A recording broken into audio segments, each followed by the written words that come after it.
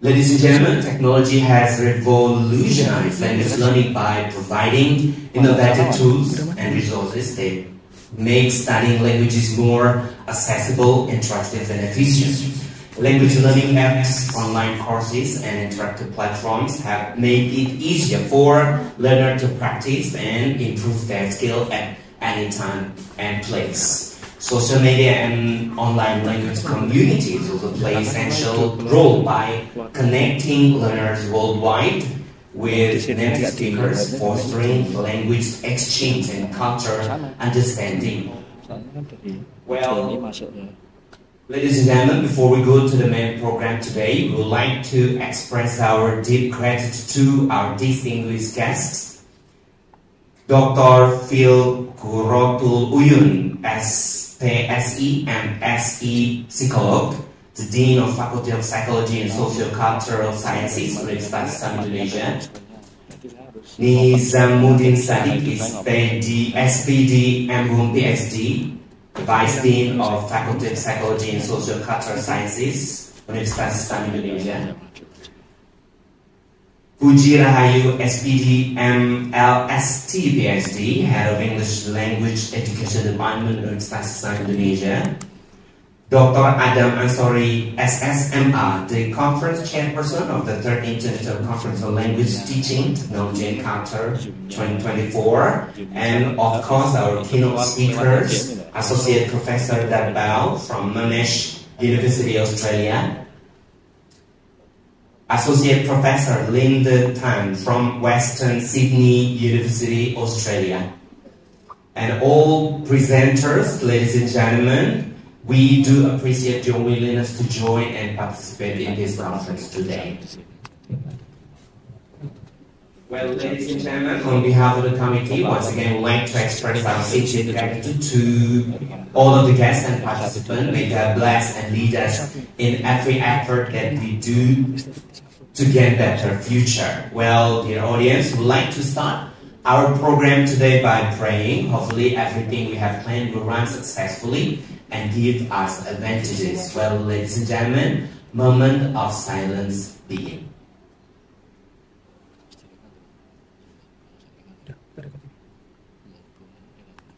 Finish? Thank you very much. Well, ladies and gentlemen, our next agenda is the Al-Quran recitation. And for this special moment, we'd like to invite Mahathir Asnawi. Mahathir Asnawi, the floor is yours.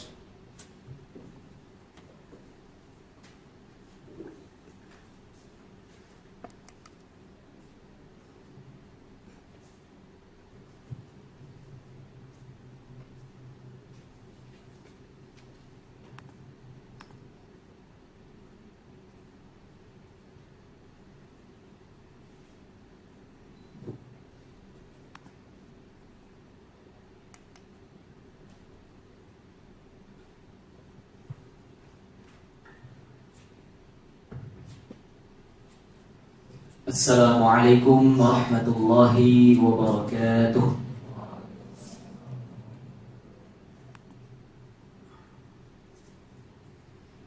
A'udzu billahi minasy syaithanir rajim.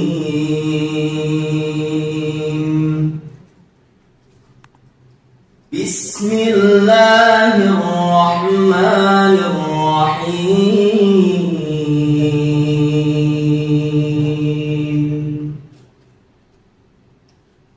والذين لا يشهدون الزور وإذا مروا باللغو مروا كراما والذين إذا ذكروا بآيات ربهم لم يخروا عليها صما وعميانا والذين يقولون ربنا هب لنا من أزواجنا وذرياتنا قرة أعين وجعلنا للمتقين إماما أولئك يجزون الغرفة بما صبروا ويلقون فيها تحية وسلاما خالدين فيها حسنت مستقرا ومقاما قل ما يعبأ بكم ربي لولا دعاؤكم فقد كذبتم فسوف يكون لزاما صدق الله العظيم. السلام عليكم ورحمة الله وبركاته.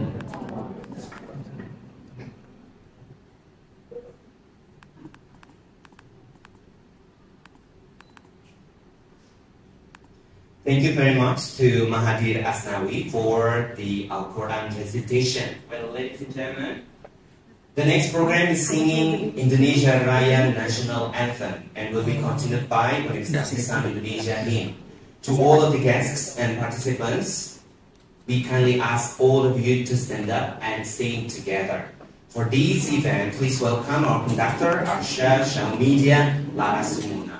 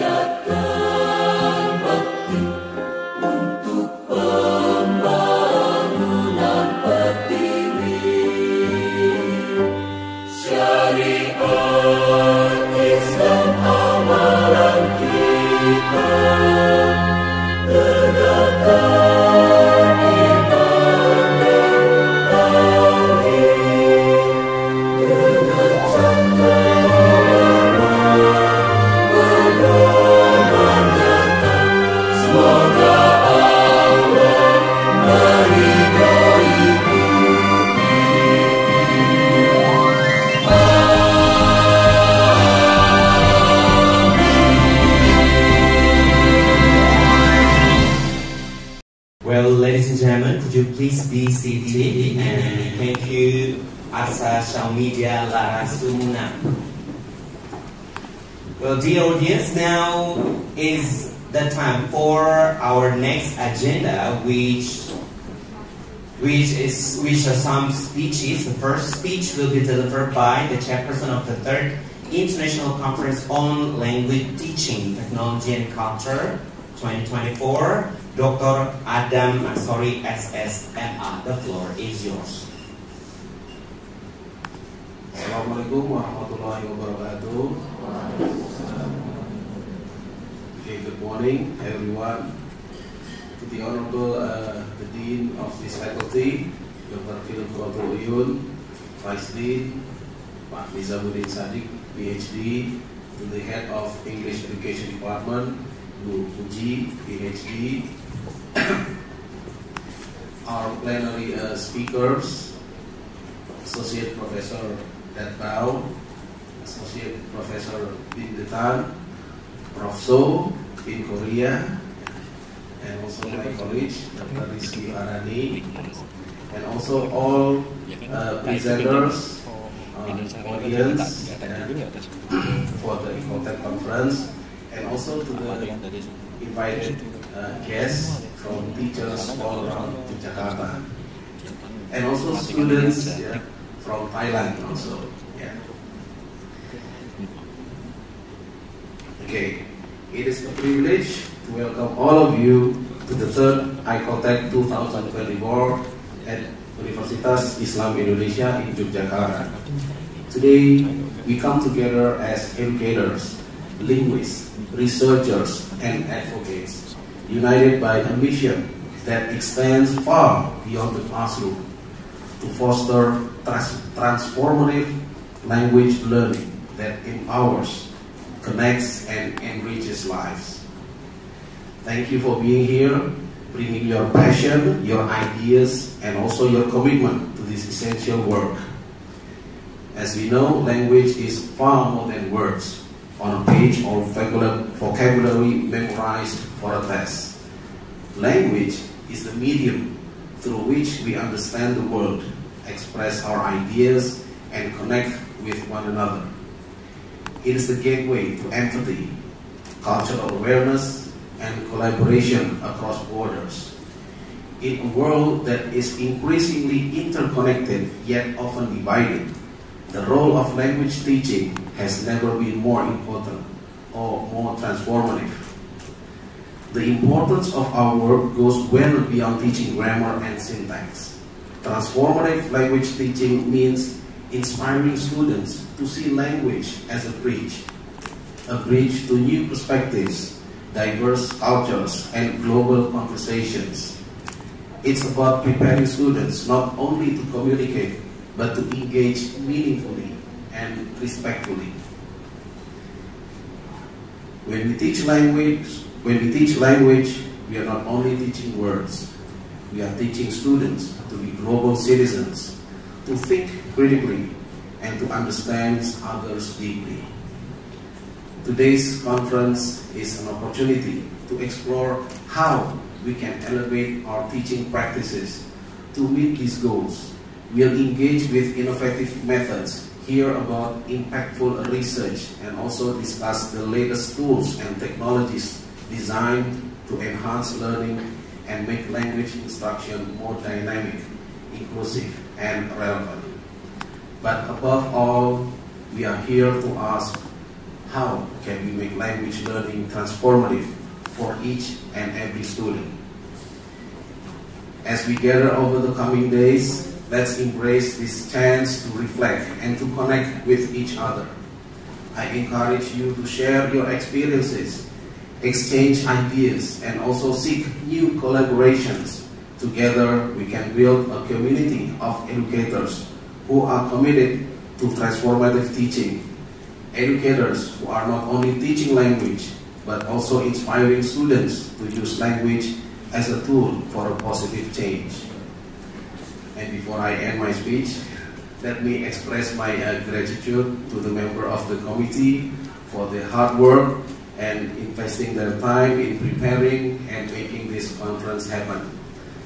I personally also say sorry if there are any inconvenience or lacking during this conference. We are still learning and also progressing. Please do enjoy the conference, as a conference is the place to meet old friends and also making new ones. So unlike what Americans say that what happens in Vegas stays in Vegas, I really hope that what happened in Jogja will remain in your heart and share with your loved ones. Thank you very much. Assalamualaikum warahmatullahi wabarakatuh.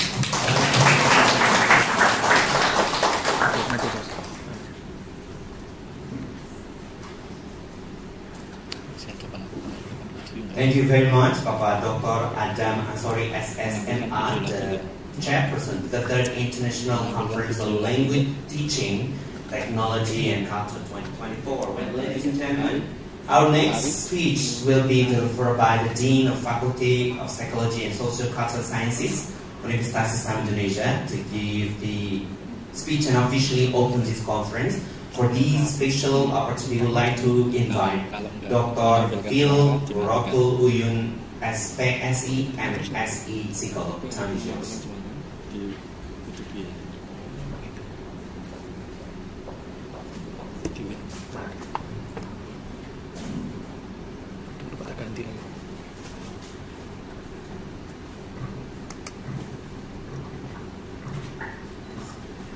Assalamualaikum warahmatullahi wabarakatuh. Alhamdulillahirabbil alamin, wassalatu wassalamu ala asrofil anbiya'i wal mursalin wa ala alihi washabihi ajmain. Amma ba'du. Para hadirin, distinguished guests, respected keynote speaker, Associate Professor Dan Pau and Associate Professor Linda Tan, and Professor So from Korea, presenters and academic from various countries, and of course Pupuji Rahayu, Pak Nizamuddin Sadiq, serta Bapak Adam Ansori, serta partisipan, conference partisipan from both domestic and international institutions, teachers in Yogyakarta, and ladies and gentlemen whom I deeply respect, who have attended in this room and in Zoom meeting, good morning and a warm greeting to you all. First and foremost, let us express our gratitude to God Almighty for His blessing, which have allowed us to gather here for the 3rd International Conference on Language Teaching and Culture. Salawat as well as greetings to our Prophet Muhammad Sallallahu Alaihi Wasallam. Your presence here today,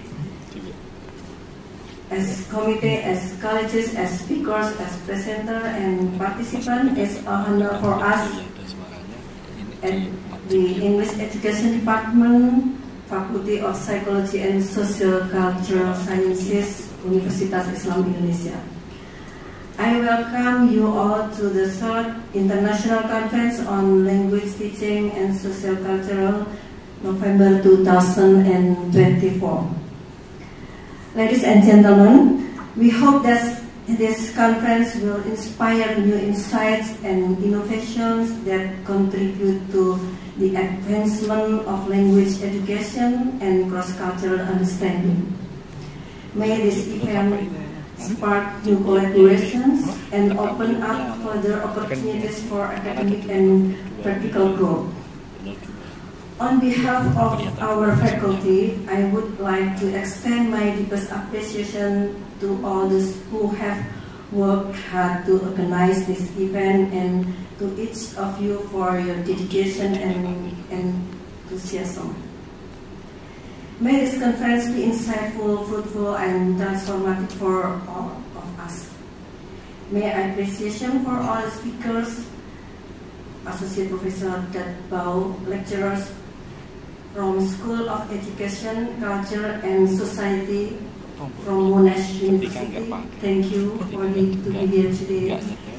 And Associate Professor Linda Tan, lecturers from School of Education, in Western Sydney University. Thank you to be here today. And of course, Dr. Abu Puji Rahayu, PhD, Pak Nizam, Pak Adam Ansori, and Dr. Rizky Farani from English Education Department. Thank you for your willingness to be speakers in this event. I would also like to acknowledge with much appreciation to my colleagues in Department of English Education and all the committee, especially in organizing this program. Thank you for your dedication. I'm also really thanks to all participants who have willingly taken part in this conference. And ladies and gentlemen, thank you all once again.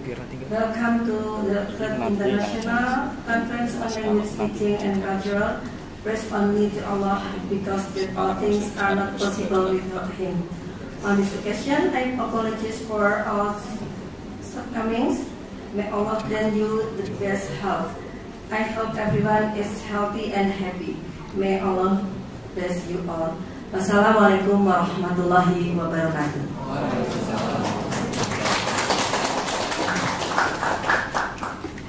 Well, thank you very much to Ibu Dr. Phil Purwoto-Uyun, FPSB and SE Psycholog, the Dean of Faculty of Psychology and Socio-Cultural Sciences, Universitas Indonesia, for the opening speech. Well, ladies and gentlemen, the opening now is not complete without this spectacular performance. Now we would like to give you an extraordinary performance presented by Saviera Yunisi, a traditional dance called Pesona Jamus. Choreographer Umi Uswatun Hasana Sarjana Seni. Tari Pesona Jamus, or the charm of Jamus dance, is a traditional dance that celebrates the tea garden of Jamus, a popular tourist destination in Ngawi Regency. Ngawi offers unique beauty, sensations, and attractions. The dance portrays the cheerful and joyful spirit of tea pickers, showcasing their camaraderie through playful banter, singing, and dancing. It is presented in choreographed movement that reflects the atmosphere of tea picking experience. The performance of Tari Pesona Jamus is designed to resonate with temporary audience while preserving the distinctive characteristic of Ngawi Regency. Ladies and gentlemen, please welcome Pesona Jamus Dance.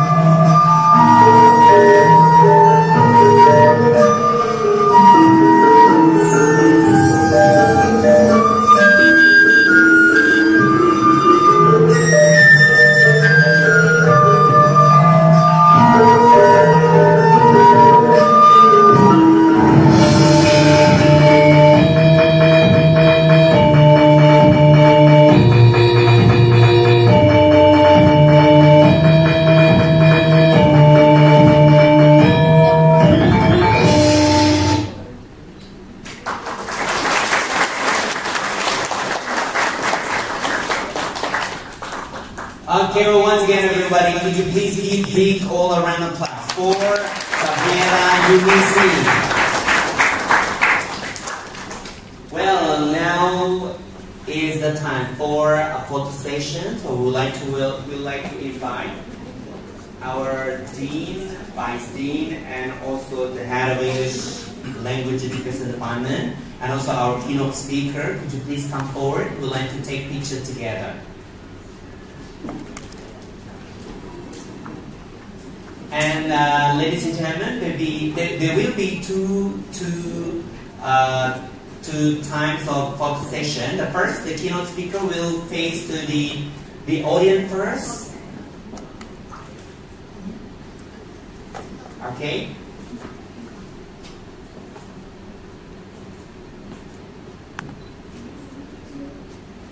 Okay, 1, 2, 3. Okay, is there any certain logo for e-contacts? Like, I don't know, like, no? Okay. Alright, good. So maybe freestyle then. Okay, Could you please give them a freestyle? Okay, good. Okay, everybody. Good. 1, 2, 3. Okay, 1, 2, 3. Okay.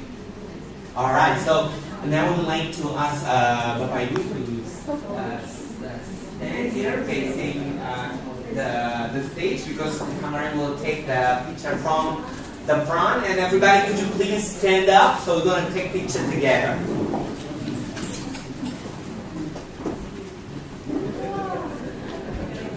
Okay, so we're going to start with the formal style first. Okay, camera is ready.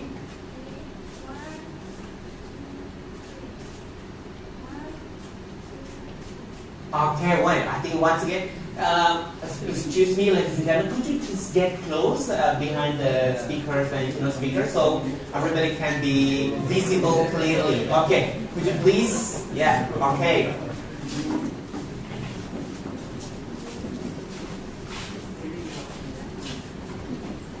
Okay, formal style first. Okay, ready?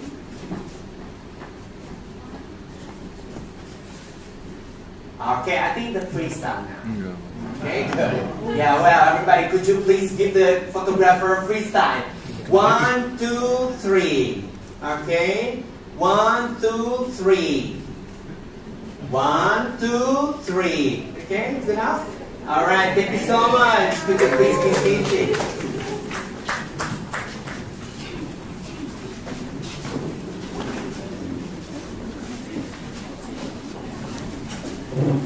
Well, ladies and gentlemen, the opening ceremony is over. Now, before we start with our first plenary session, the company has provided a special coffee break. The coffee break is in front of this room. Could you please, you can use the right on the left doors. So the coffee break is ready. I think the time is going to be 10 minutes max. Okay, enjoy your coffee break and see you again later in this room for our plenary session. Thank you so much and enjoy your coffee break.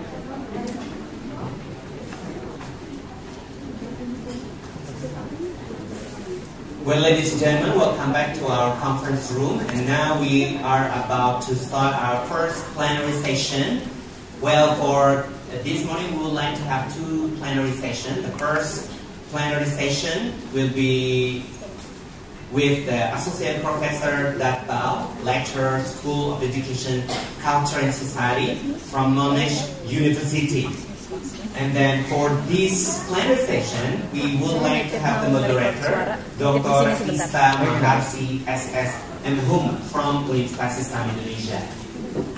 The time is yours. Good morning, everyone. Welcome to the first plenary session of the third International Conference on Language Teaching, Technology and Culture 2024. Hosted by English Language Education Department, Universitas Islam Indonesia.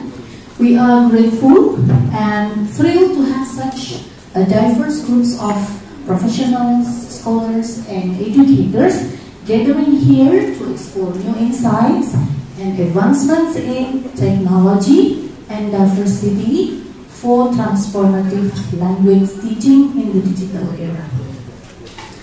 My name is Ista Maharsi, and I'll be serving as the moderator for this session.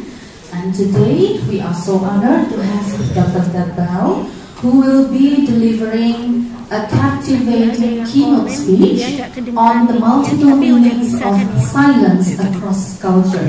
We really want to know what silence means across culture, Dr. Bao, but do convince us that it does not mean please no more questions because we need to be silent. Okay, before we begin, allow me to introduce our keynote speaker. Dr. Dat Bao is a senior lecturer of the School of Education, Culture and Society, Monash University. His current research interests include silent studies, creative thinking, curriculum development, word-related learning, intercultural education, and creative pedagogy in language education. He has been working with students, teachers, and scholars from Australia, China, Japan, the Philippines, Thailand, Vietnam, and the UK. With his expertise, he has contributed to the field through his extensive research and publication. His latest book, entitled Transforming Pedagogies Through Engagement with Learners, Teachers, and Communities, was published by Springer in 2021. Dr. Bo also received the Dean's Award for Excellence in Teaching at Monash University in 2018. Well, today's talk, The Multiple Meanings of Silence Across Culture, will delve into how silence holds multiple layers of meaning that vary significantly across cultural contexts. Ladies and gentlemen, please join me in welcoming Dr. Tata.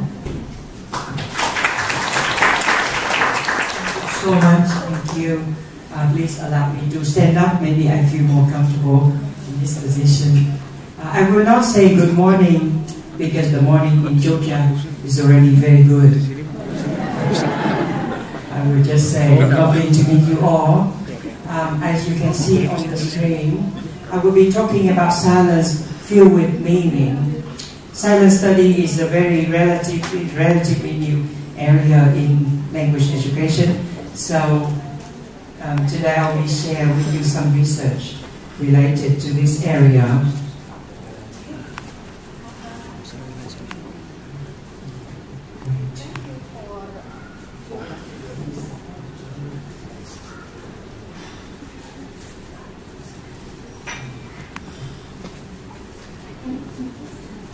When you ask people what silence means to them, you might get very different answers. Here are some of them. When people tell me what silence means, they say, speak only if your words are more beautiful than silence. Do you agree with me? Yes.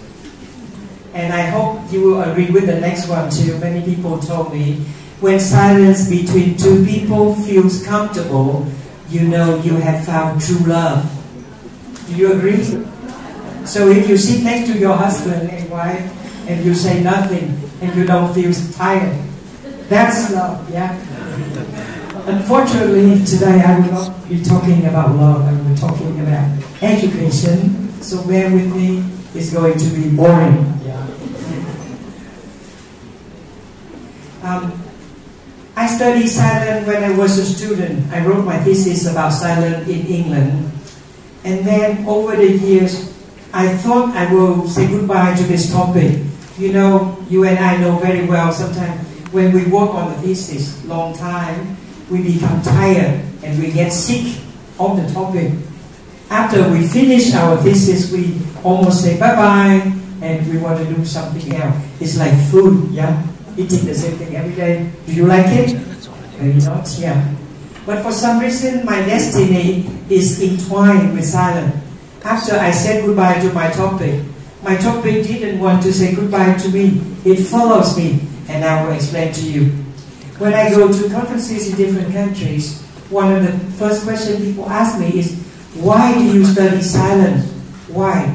And I thought for a moment, and I could trace back to the time when I was a little child.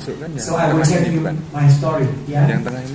This is how it started. When I was a little boy, I was very talkative. I was noisy, I was moving, I was hyperactive. I moved all the time and talked all the time. I even believed that I could fly. So when I was in primary school, one day one of my teachers was mad at me. Instead of shouting at me, you know what she did? She rang up my mom and she said, you have to do something about your son soon. Because every time we have him in class, other children cannot study. He always make noise, he walk around, he pull people's leg, he distract others. My mom was so sad. That day she was in tears. She waited for my father to come home from work. And they had a long discussion. Finally, they decided to condition me. They decided to send me to a place. Can you guess what that place is? Any guess? Send me to prison? Hospital? Yang ini atasnya. Bukan yang itu ya? Yes, can you guess? Psychologist. Yes, this is a department of psychology. They should have sent me here, yeah, but they sent me to a temple, a meditation temple. I will show you. Yeah. So.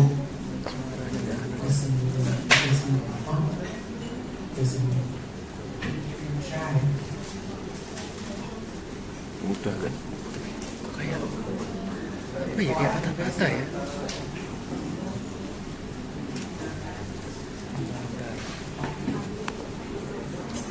Yang ini kan di aplikasi itu ya.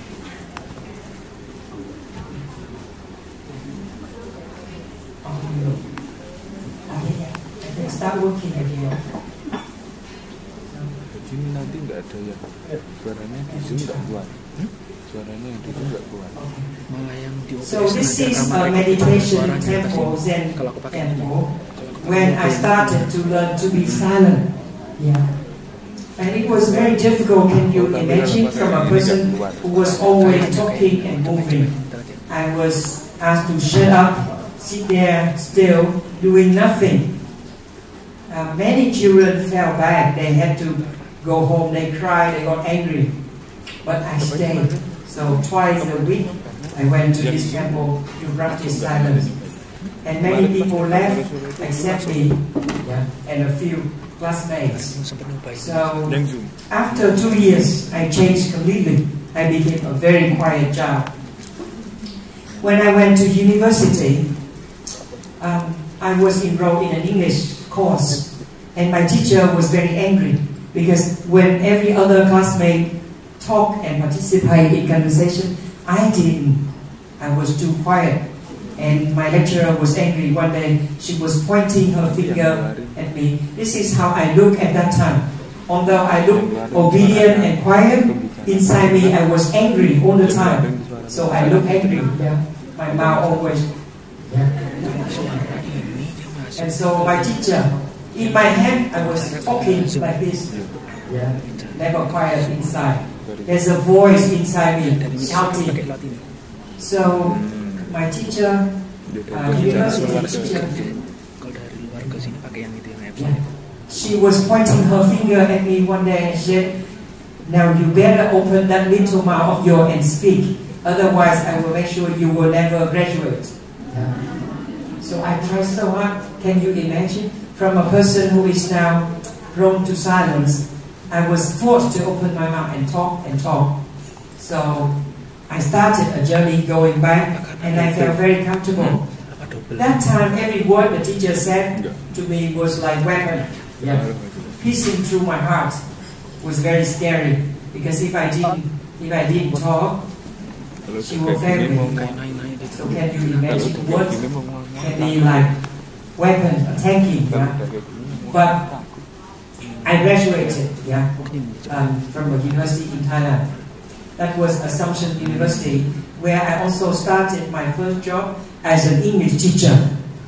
So when I came to my class and taught, these are my picture of my students in Thailand. Can you imagine? Can you look at them? Do you think they talk a lot in the class? No, they bow and they took notes and they were never talking.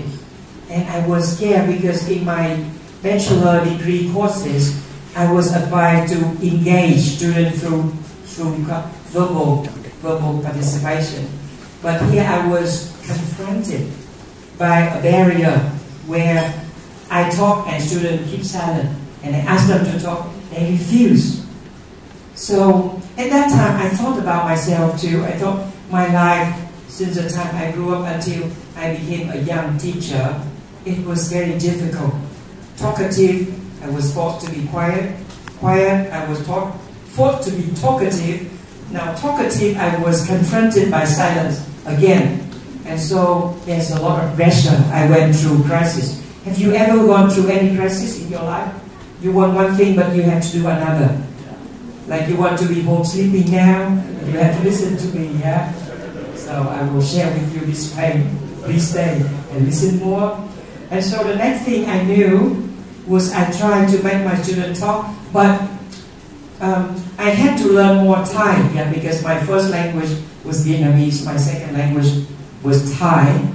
I forced myself to learn more Thai so that I can talk to my students because their English was minimal. And then one thing I regret later in life is that my students' English was never improving, but my Thai became wonderful because my students talked to me in Thai. Yeah. I felt sad all the time. But again, I would like to introduce my passion to you. My passion was trying to understand human psychology in terms of what they love to do. They say, as teacher, if we can teach the way students learn, we must. If students cannot learn the way we teach, we must teach the way they learn. And if as teacher, we don't change the teacher. Yeah. That's what my professors used to tell me. I developed this passion for understanding how people learn their style. And I was lucky to have parents that support me, that say, son, whatever you want to do, just do it. So I went to the UK. I took my parents' money. Yeah. I didn't have a scholarship. I went to the UK. That was Leeds Metropolitan University in the northern part of England. You must have heard of Yorkshire, yeah? And so I studied there enrolled in a 6-year PhD program studying silence with a psychologist and a linguist. And so I wrote my thesis about silence in the UK. I got my degree. But later on, when I read my thesis, I didn't think it was very good. I feel shy to show my thesis to you because it was not very well written. But I don't know how I got my PhD. Yeah, I have to be honest with you. And I want to learn more. Now, the reason why I was not happy with my thesis because I could not find me in the thesis. You know, I wanted to find people similar to me who was studying in one style, being forced to take on another, and then go back and forth, and then struggle with learning, ways of learning.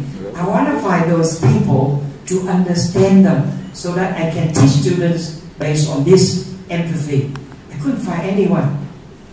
So I thought I must go around and find people similar to me. Otherwise, I would go crazy. Yeah. So I looked for the opportunity. And my next opportunity was in Vietnam when I went to a university. And I went into 15 different classes to observe. I realized in every class, there were always a few students who never talked. Do you notice that in your classes in the past? Every class, there were always a few who didn't talk much, yeah? Like today, you don't talk much because I try not to get you to talk, but I know the talkative just like me. So I single them out and I interview them. Now the main question is, are you born silent or are you forced to be silent? What do you think about silent? How do you feel when you're silent? Do you silent in your learning or do you suffer from silence? I asked those questions and I got some answer. But basically in this university, National University of Vietnam, students told me basically they're silent because of the system. Like they were born into the culture where listening is more important than silence, when silence represents obedience and good behavior. So they kind of attribute their silence to the system, including cultural, national cultural system, institutional culture, yeah, and then culture of the classroom. So their silence basically is connected to a larger picture of who they are, not just themselves making choices. And I thought interesting, but I was not too happy. I still couldn't find myself in the thesis. 18 years ago, yeah, after my study, shortly after my study, I went to Australia. I migrated to Australia for the first time. This is the Faculty of Art where I started teaching.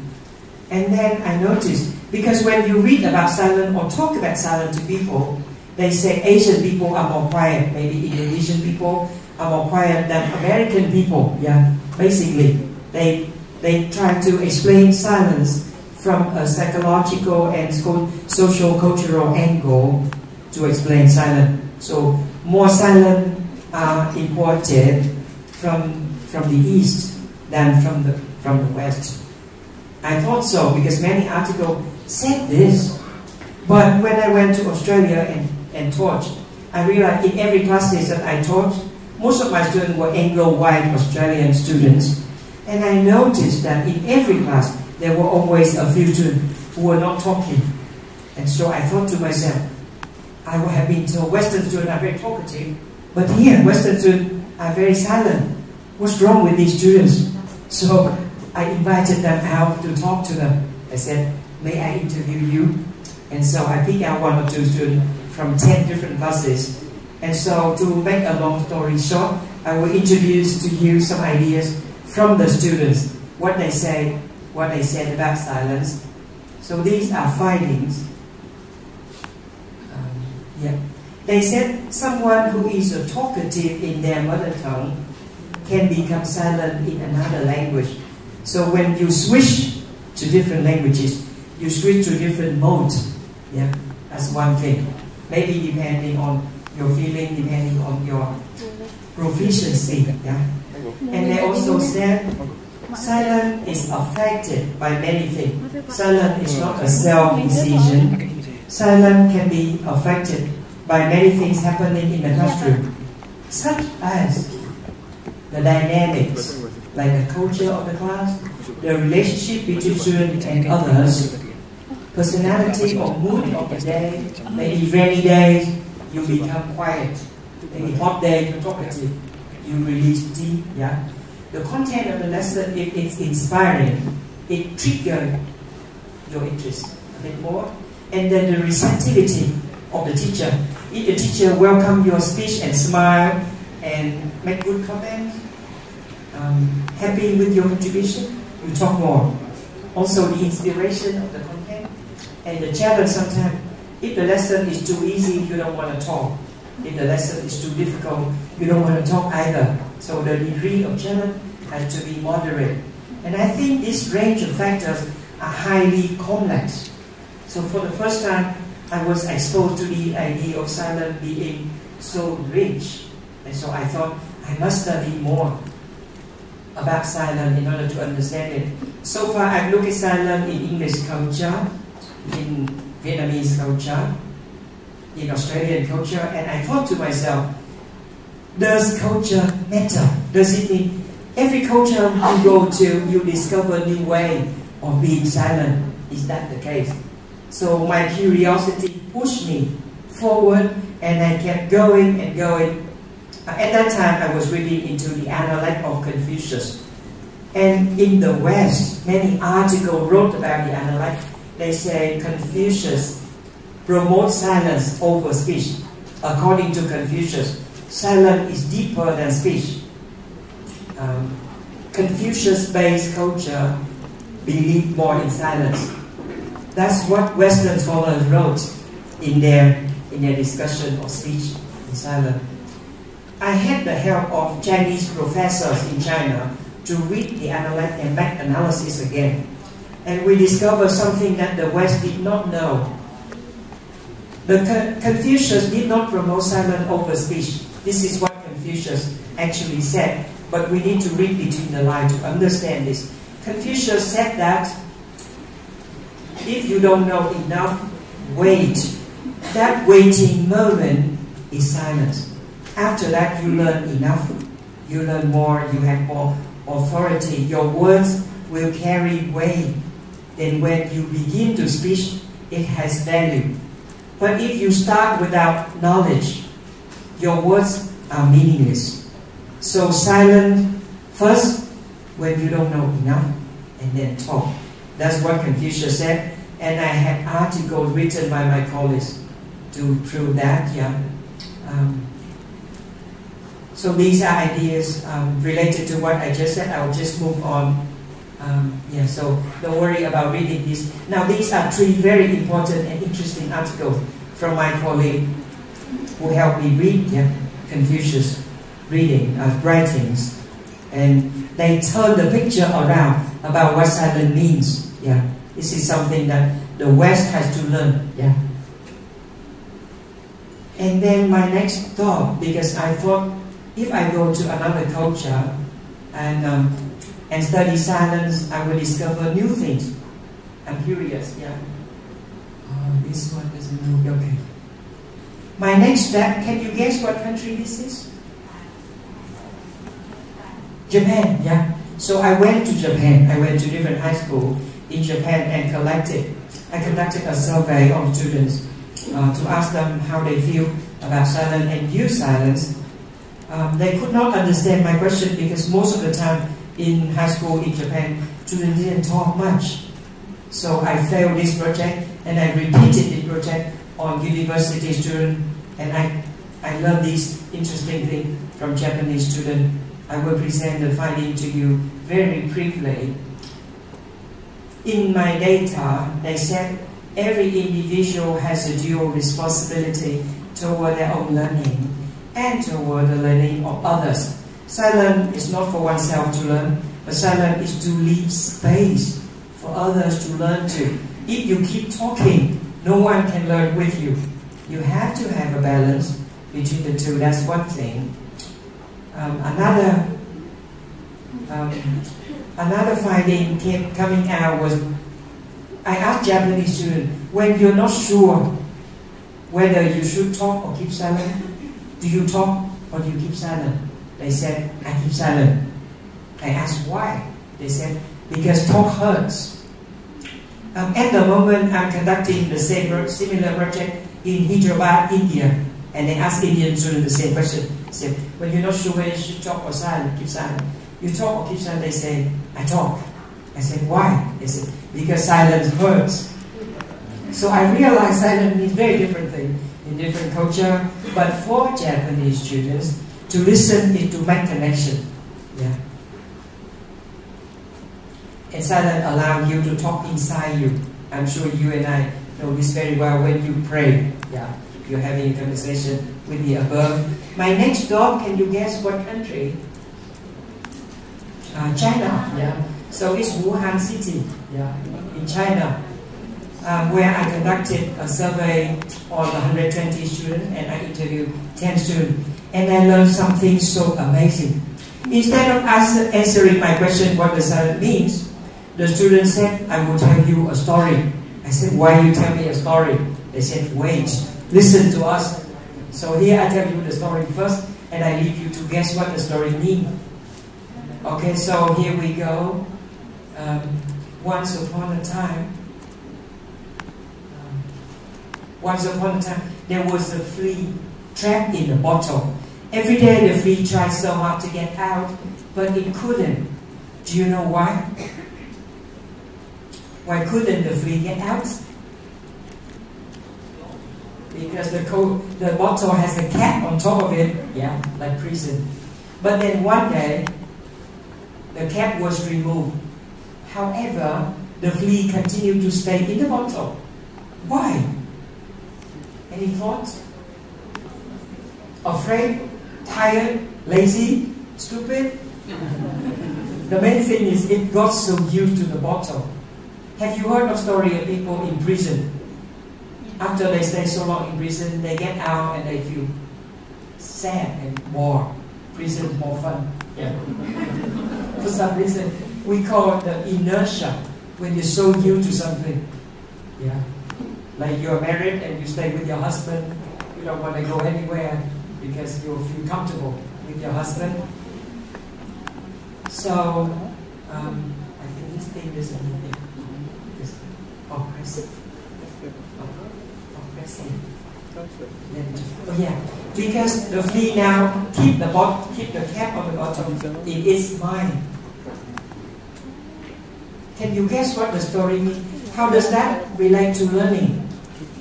Anyone? Information? Habit formation, yeah. Habit formation. When you're used to something, you stick to it. It happened to teachers as well. You cannot change your teaching method because you're so used to your lesson plan, yeah? So let me explain this one. There is a gap between what is expected in high school and what is expected by university. In high school, you are expected to be quiet, to be obedient, listening to what's taught. In university, you are expected to participate.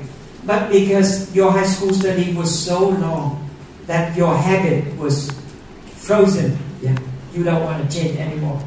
Even in university, you refuse to participate. So that was the meaning of the story.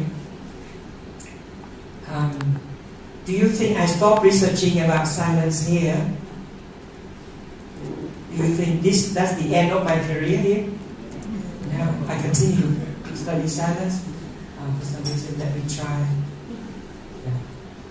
So, going back to the flea story, the flea is student. The bottle is silence.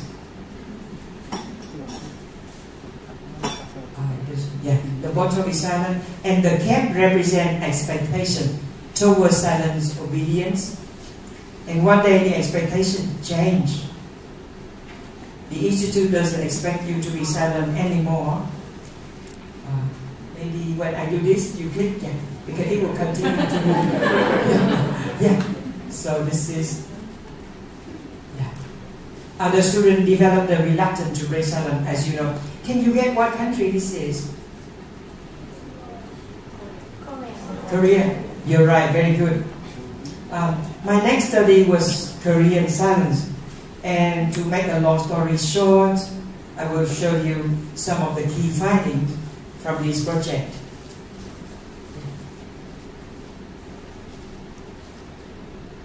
Silence is a form of resistance. Students resist silence, resist the learning process because they don't like their lecturer or their teacher. Do you believe so? Some people say, but I don't know whether it's true or not. They say to learn well, you have to like your teacher. Do you like your teacher? Some, not all of them, yeah? Okay. So if you don't like your teacher, you tend to talk less. Seems to be the case for some of us. Yeah. They also said silence allows conversation inside. Before talking, they want to make sure they monitor their words in their head before they show what they want to say for respect and quality. They also said silence allows the time for you to incubate proficiency for future communication. My next study was in Indonesia. But I didn't do this alone. I had the help of my colleagues, Bamban, Pabelim, and Aaron. And this is the most recent project. I will show you some of the bachelor students, some of the findings from Indonesian students. They said something similar to Korean students. They said silence is a shield of protection. This is interpretation, but almost what I said, but we make the words more beautiful. Maybe go back a little. And forward. There are a few lines here. Silence is a shield for self-protection against teacher unfriendliness and critical judgment. Sometimes the teacher may happen to be a little strict, being too critical or being very stern, and students stop talking because they don't want to be criticized too much. That's one thing. Another thing is silence derived from self-perceived incompetence. Students talk and keep silent not because they can talk or they want to be silent, but because they evaluate their own proficiency. Let me try. Oh, good. So sometimes if students are highly proficient, but that day they happen to be shy or afraid, the evaluation drops, and so because of that self-perception, students decided to not open up too much anymore. Silence also represents personality. If you are If you are so used to not being talkative, you continue to be as such in the classroom. So these are the basic findings from the project. If you like to read more about this project, it's a free article from a journal. Yeah, you can Google search, and then this article is free for you. Sorry, yeah. Again, if you want to snap a shot.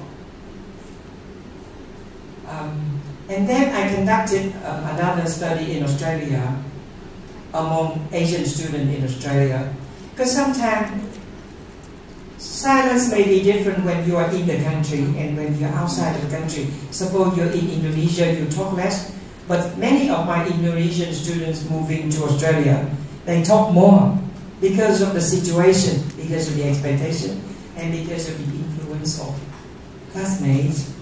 And so when I asked mainly the Vietnamese students in Australia, they said some of these very interesting things. They said, silence is a choice. I'm silent because I need to be silent at that point in time. Silence can enhance the quality of talk if you're silent productively. If you have the reason for being silent and you're working hard during your silence, when you talk, the quality of conversation becomes better. They also share some of the things. They said silence and talk can merge into one. How do they merge? They said silence can be inner speech. You talk inside your head, no one can hear, but you yourself can hear your own voice. Yeah. Silence can be private speech when you whisper. Suppose you lost your phone, you whisper to yourself, where did I put my phone? Yeah. Whispering, that's called private speech. Or sometimes you talk to the person next to you. Suppose you're in a meeting and the meeting is too long, and you say, what time is it? To the next person. That's called insider talk. So these three, no one can hear very clearly. Yeah. They are blend, a blend between silence and talk. And these findings opened my mind a bit further. I put all my findings together. Oh, there are a few more from this study. They said both talk and silence can be productive and destructive. Talk can be good, but talk can be annoying. Silence can be nice, but silence can be troublesome. Yeah, I'm sure you and I have experience with people who talk too much or silent too long. Yeah. What is good talk? Good talk allows two-way conversation, and good silence allows space for mutual appreciation and thinking. Valuable talk makes sense. Valuable silence serves a purpose. You are silent for a reason. That silence is meaningful. Too much talk destroys last time, and too much silence prevents mutual sharing of ideas. So you can say, you might notice that up to this point, the interpretation says that talk and silence are more similar than we thought. Yeah. Silence is not independent from talk. Silence is not the opposite to talk. Silence is part of talk. Silence and talk support each other, and they, in many cases, perform very similar functions. So that is the conclusion from all the data that I collected around the world. If you like to read more about this area, I hope you are a little bit interested. Yeah, I recommend some reading for you. First of all, there's a journal and it's free. To publish is free. To read is free and free open access. It's called Journal of Silent Studies in Education. This is a new journal founded in Australia in 2021. And the editorial board comprises about 20 different experts in silent studies around the world. We have had these publications. If you like to read more. One is called, there are many more, but these are popular and new ones. Yeah. One is called Understanding Silence and Reticence. Reticence means shyness. As a teacher, we need to understand how silent students, how to use silence. Do they suffer? Do they enjoy? We don't know. But this book will open up some venues for that recognition. Yeah. So this book comes from research. This book summarizes some of the projects that I've just shared with you so far. And there's a book about East Asian silence. Silence from cultures like Japan, Korea, China. And then the latest book called Silent in Pedagogy.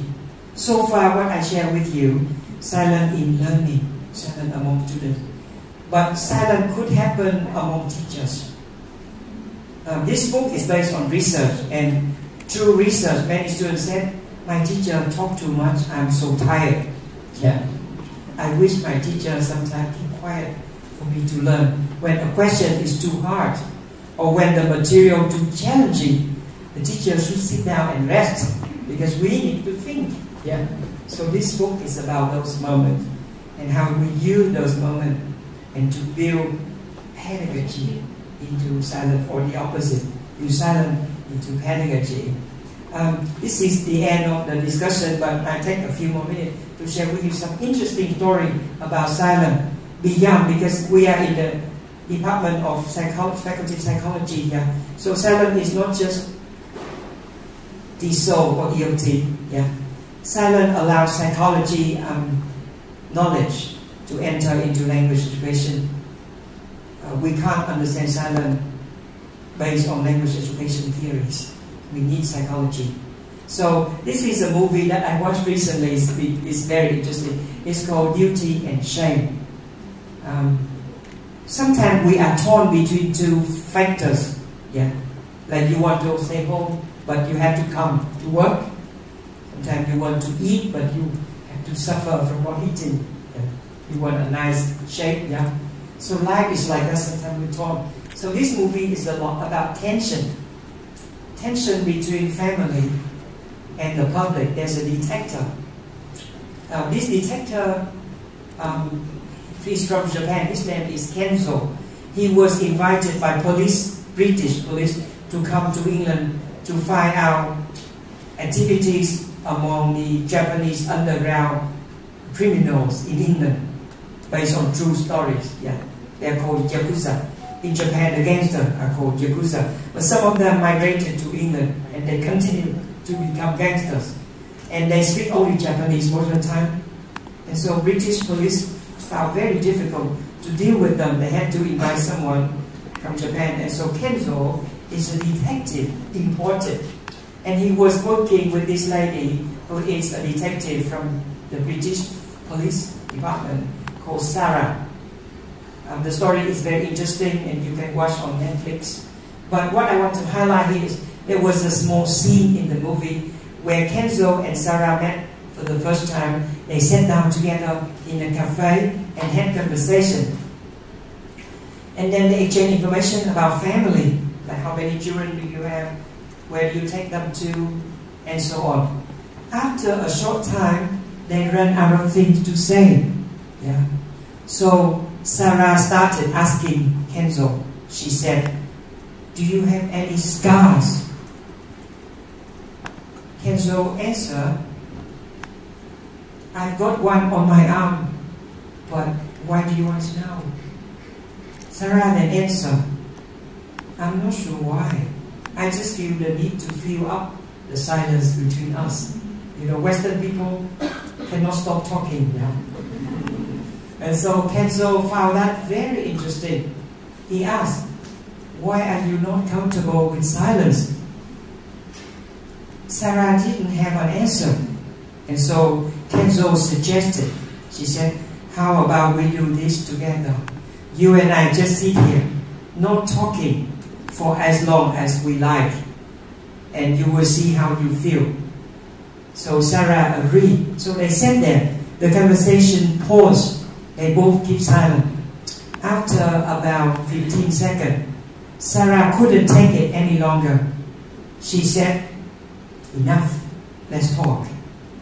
To which Kenzo replied, "You did very well." So within this brief moment, Kenzo was teaching Sarah about the Japanese culture. Yeah, in Japanese culture, talk is good, but silence is also good. You need both in a conversation. That doesn't exist much in British culture. Yeah, 5 minutes. Yeah. So this is a bit of an extended conclusion. When I interview teachers about Western teacher in Japan, yeah, many of them left Japan because they are sick of their students. I asked why. They said my students' silence make me tired. My students don't talk to me. How can I teach? So they quit their job and went back to America. After they went back to America, I talked to the students who stayed behind. I said, your teacher left already. What do you think? Why did you do this to your teacher? Your teacher is tired of you. And students said, my teacher is talkative. This makes us tired. And we don't talk because we're tired. Yeah. So this is something provocative for you and I to think about. And so I think I will just take this as my conclusion for you to leave with the thought for me. I haven't decided what to do with this, but sometimes it's good to open a conversation with a conclusion and conclude a conversation with something open. Thank you very much. Thank you.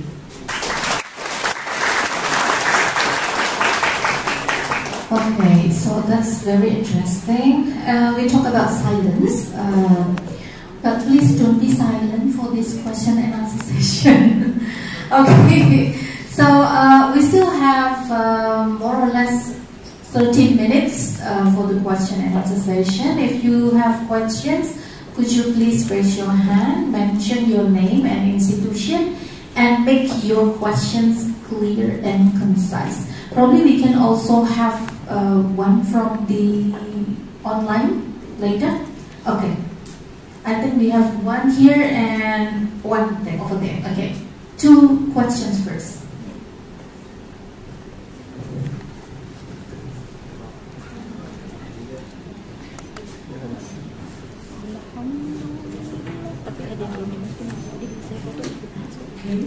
Thank you for the opportunity.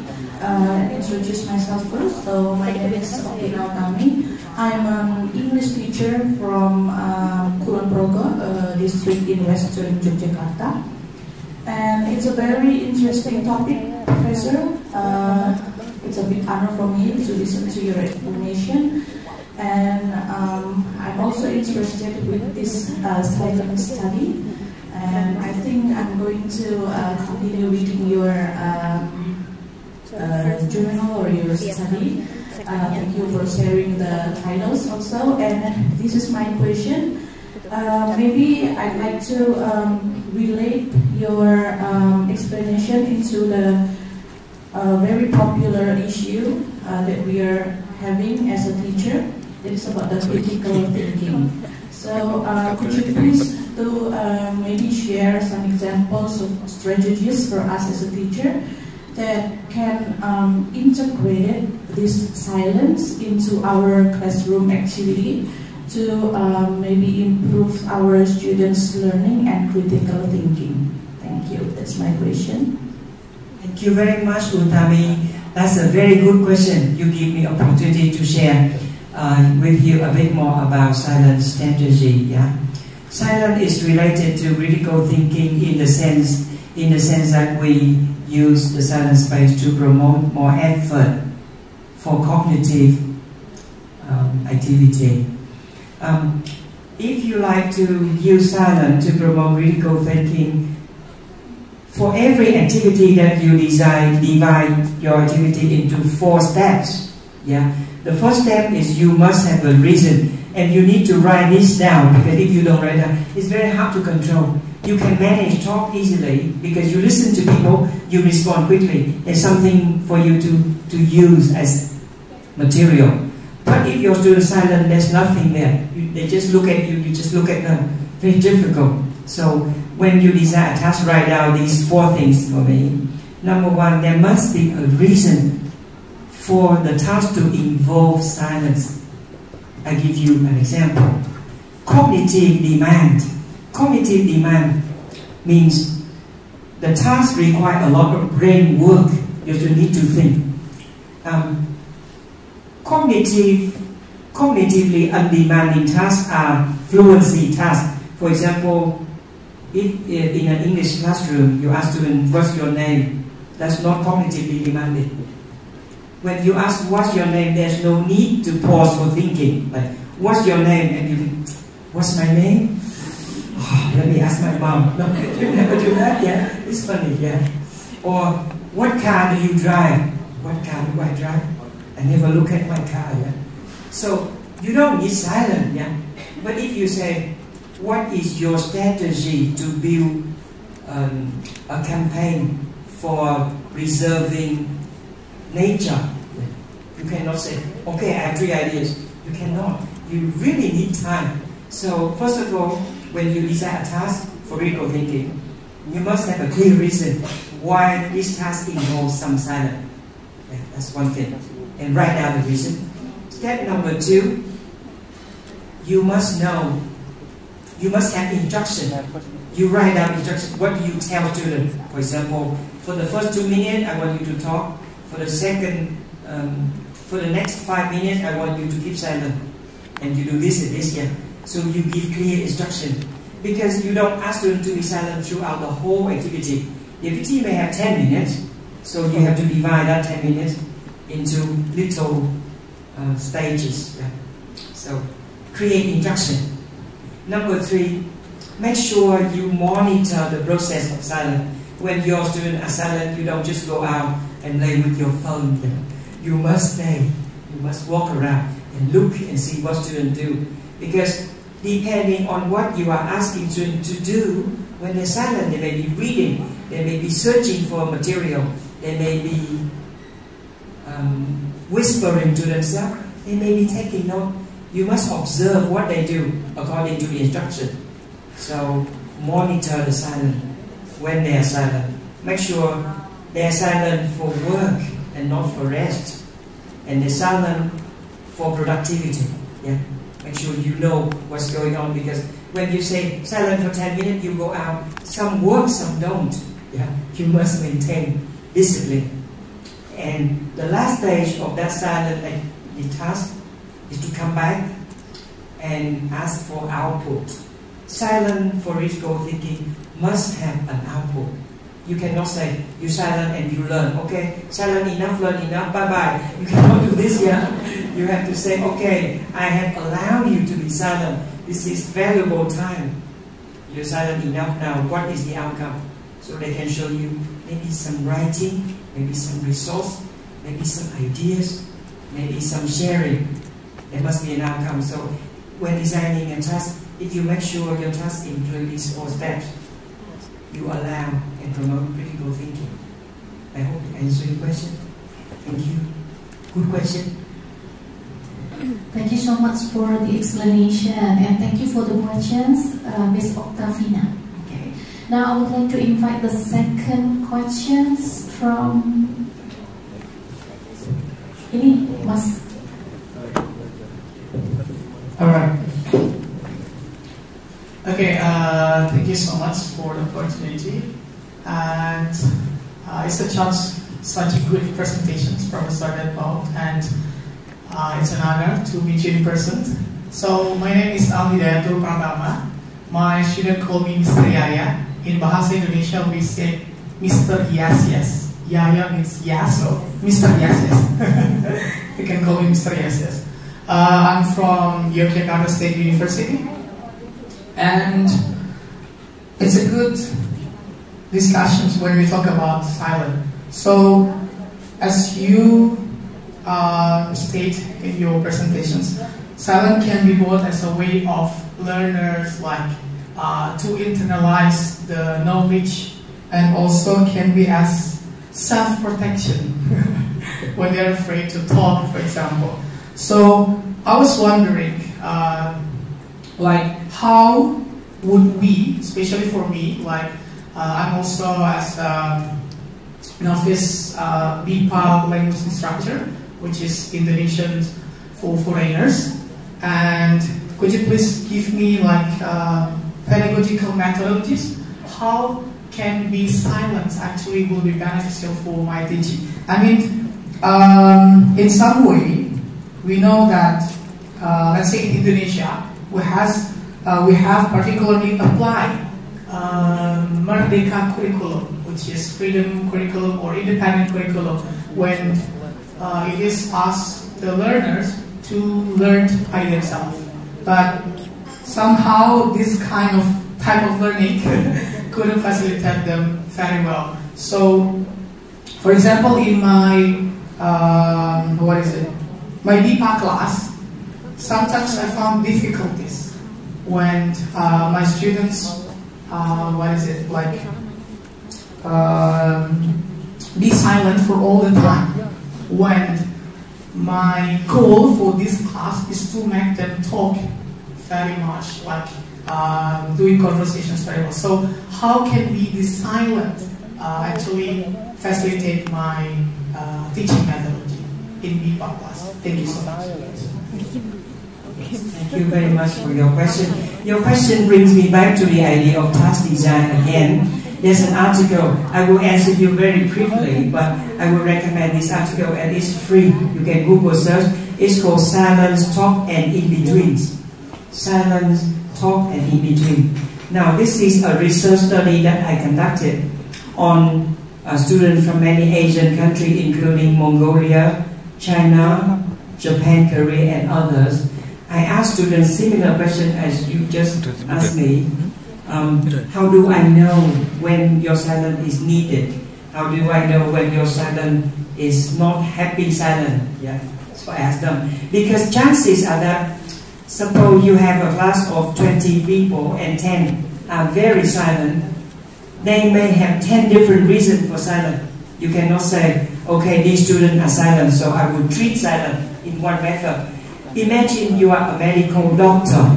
10 people come to you and their head hurts. It's my head hurts or my finger hurts. They may be hurt for different reasons. One of my doctor friends told me this story. There was a patient. He came and he said, "Doctor, I'm hurt everywhere." Doctor said, "What do you mean? You are hurt everywhere?" He said, "When I touch my head, it hurts. When I touch my shoulder, it hurts. When I touch my back, it hurts. What's wrong with me?" So the doctor examined this patient and he discovered that your fingers are broken. So if different patients come to you with different stories about where the pain is, they may have different reasons. Yeah. So I asked my students the same question: why are you silent? And they give me this answer. First of all, first answer, I give different answers so you can compare. First answer, I'm silent because this task is too difficult. I need time to process. Number two, I'm silent because I'm shy. The teacher doesn't encourage me. Number three, I'm silent because that's my personality. I'm silent to look nice. And so on. So after they answer me in those ways, I give them tasks. I give them 12 different kinds of tasks, like fluency tasks, what's your name, cognitively demanding tasks, what is your solution to this problem, and so on. And then I ask them to tick the boxes. Like task 1, there are 3 boxes: silent, talk, and not sure. So they tick. And I realize they tick differently. For example, the same task. For example, problem-solving activity. Some students tick silent. They said, I need time to think of a way out. Some students said, I want to talk fast to broke about for thinking. Some students said, depending on the kinds of problem, I may talk or I may keep silent. So they tick different things. And I processed my data and I found a pattern. But I will keep it a secret, because it's a very complex pattern. And I want you to read article. Again, Google Scholar, free. The title is Silence, Talk, and In-Betweens. And you will discover more from this article. You will realize that your student silence is very complex. There's no single answer. So back to your question, I don't have a quick answer for you. I have a very long answer in the article. But I give you the picture first. I hope it's okay. Are you happy? Thank you. Well, thank you so much. But unfortunately, the time is up. Okay, and then thank you so much, Dr. Bao, for the enlightening presentation. And you've offered us a fresh perspective on when to be silent and when to talk. I guess both for teachers and students. Okay, so dear participants, thank you for your thoughtful questions and participation. We hope this session can enrich your understanding on silence. And let's give Dr. Bao another round of applause.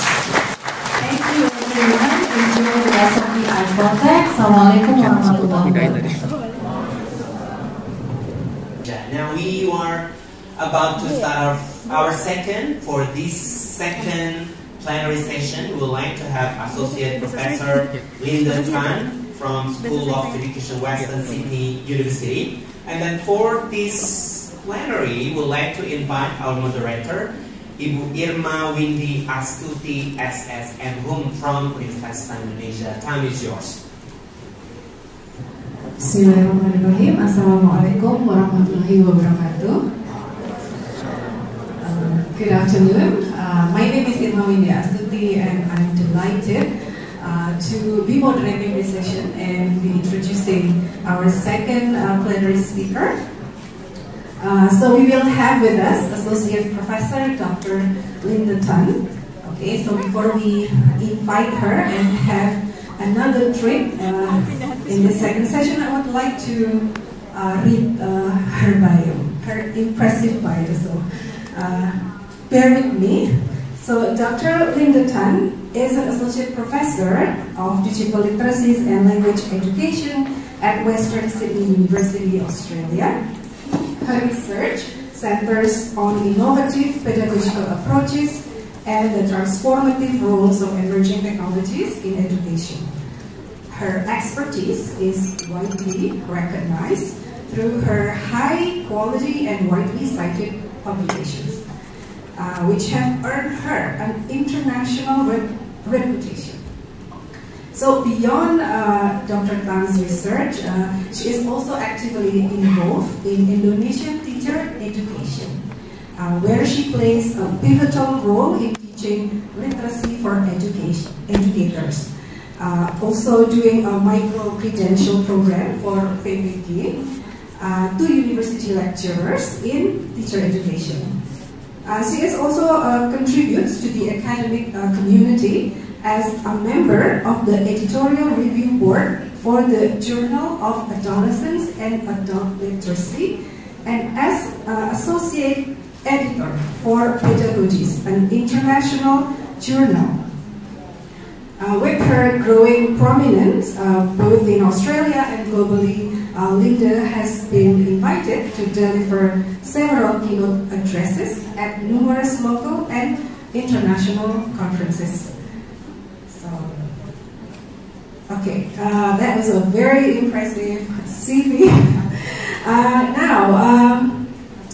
In her keynote talk, Dr. Tan will take us to explore an aspect that is very near and dear to our profession, which is technology integration, and precisely she will give a talk on the emerging technology, AR, augmented reality, and then multimodal literacy, and also PPACs. So without any further ado, I would like to invite Dr. Linda Tan.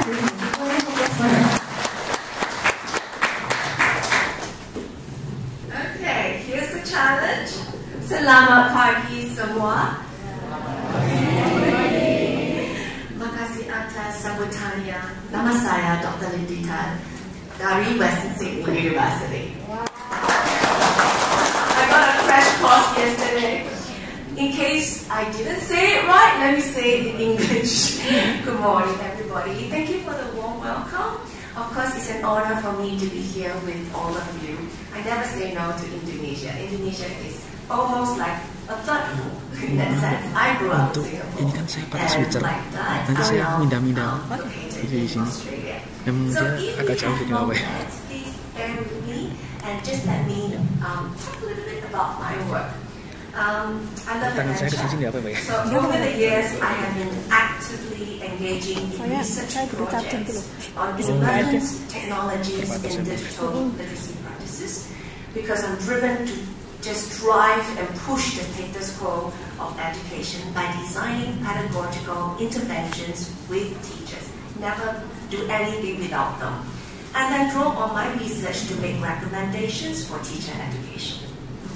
So I am particularly interested in meaning making using multimodal resources and also expanding classroom talk.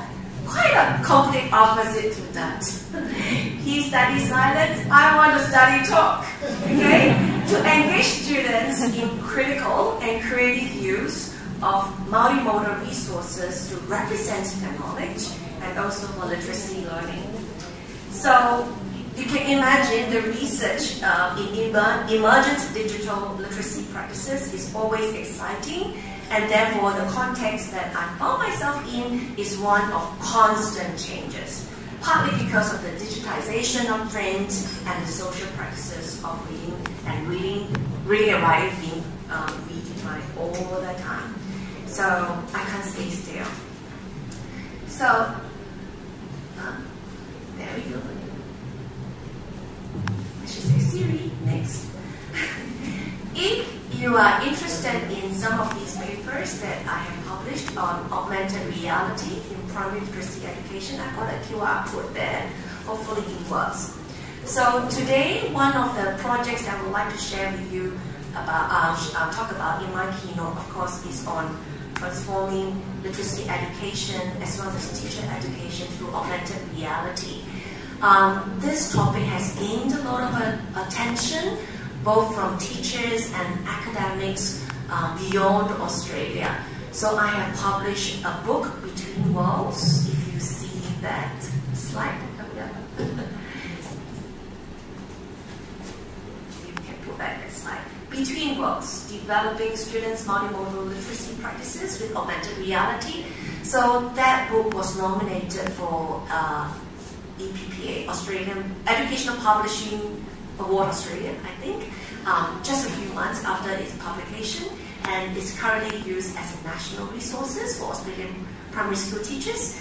And of course, there are academic papers, book chapters, journals. There's also a coverage for industry people called Futures Makers.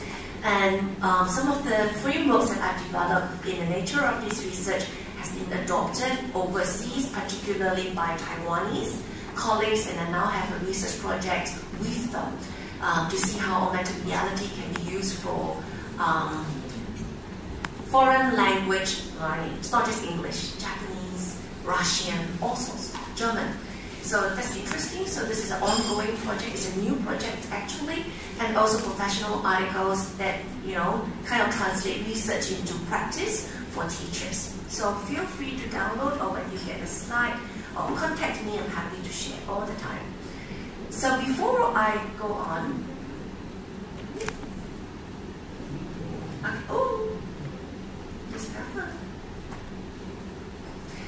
let me just walk through with you what is augmented reality, or AR for short. How many of you have heard of Pokemon Go? Yes? Played with it? No. Too shy to say yes, I played with it. On my way here, I was actually very surprised to know that you can play Pokemon Go on Garuda flight as well. I'm like, oh, this forced me to kind of walk around instead of getting myself seated where I am. So there you go. See, augmented reality is pervading into all sorts of every aspects of our life. So AR really, it lies on a reality-virtuality continuum. And I like to use that word, in between worlds, because it blends the virtual and the real world together.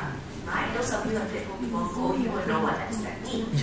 And the text is 3D, it is real, and you interact with it in real time. So that's what augmented reality is about. So I see some potential there. So that there's this characteristic, big words. We go to conference, one of the big words. We call it the polyaesthetic textual design of AR, which means when you interact with the text presented to you or mediated by augmented reality, you interact with it through your senses, okay? Your touch, sight, what else? Hearing as well. So it gives a lot of potential or make room for developing students' multimodal literacies, because AR is both multisensorial as well as multimodal in nature. So by multimodal literacies, this is what I meant. I make a distinction between mode and medium because multimodal text can be printed. Just take a look at my screen. It's multimodal. It's printed. Words and images. Yeah. So people tend to think that, oh, multimodal text is multimedia. Well, I would say the other way. Multimedia text like YouTube video is definitely multimodal, right? Because it integrates different media. But multimodal text does not necessarily have to be multimedia. Just remember children's book, printed children's book, right? You have characters jumping out and things like that. So I'm quite pedantic about this. So when I implement multimodal literacies with schools, with teachers, I make a point that you've got to make a distinction between mode and medium. And because of this, the notion of literacy has to be broadened. It's not just learning how to read and write using printed book or language-dominant mode of reading making. So literacy is not reading making, including reading silence. So literacy is associated with a wide range of semiotic modes or communication modes, like linguistic mode, right? Verbal, written language or spoken language, gestural modes, visual mode, your static or dynamic images, etc. So this is how I would define multimodal literacy. So you can see that it makes a lot of sense because augmented reality integrates all these wide modes of reading making together. So why is it no one is using augmented reality to develop multimodal literacies? So multimodal literacies is very strong in Australian curriculum, and that's what actually attracted me to Australia. So even in Australia, even though multimodal literacy is so strong, teachers are still not really adopting it widely. And what is the reason? Well, there's a lot of exploration of AR, but not based on informed decision making. It's not based on any theoretical framework that informs the use of AR.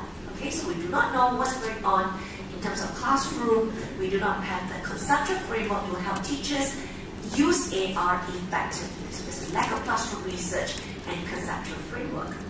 So what I did was, rather than assuming teachers' needs and knowledge, I would like to first find out how much did Australian teachers know about using technologies, including emergency technologies like augmented reality, to develop multimodal literacies.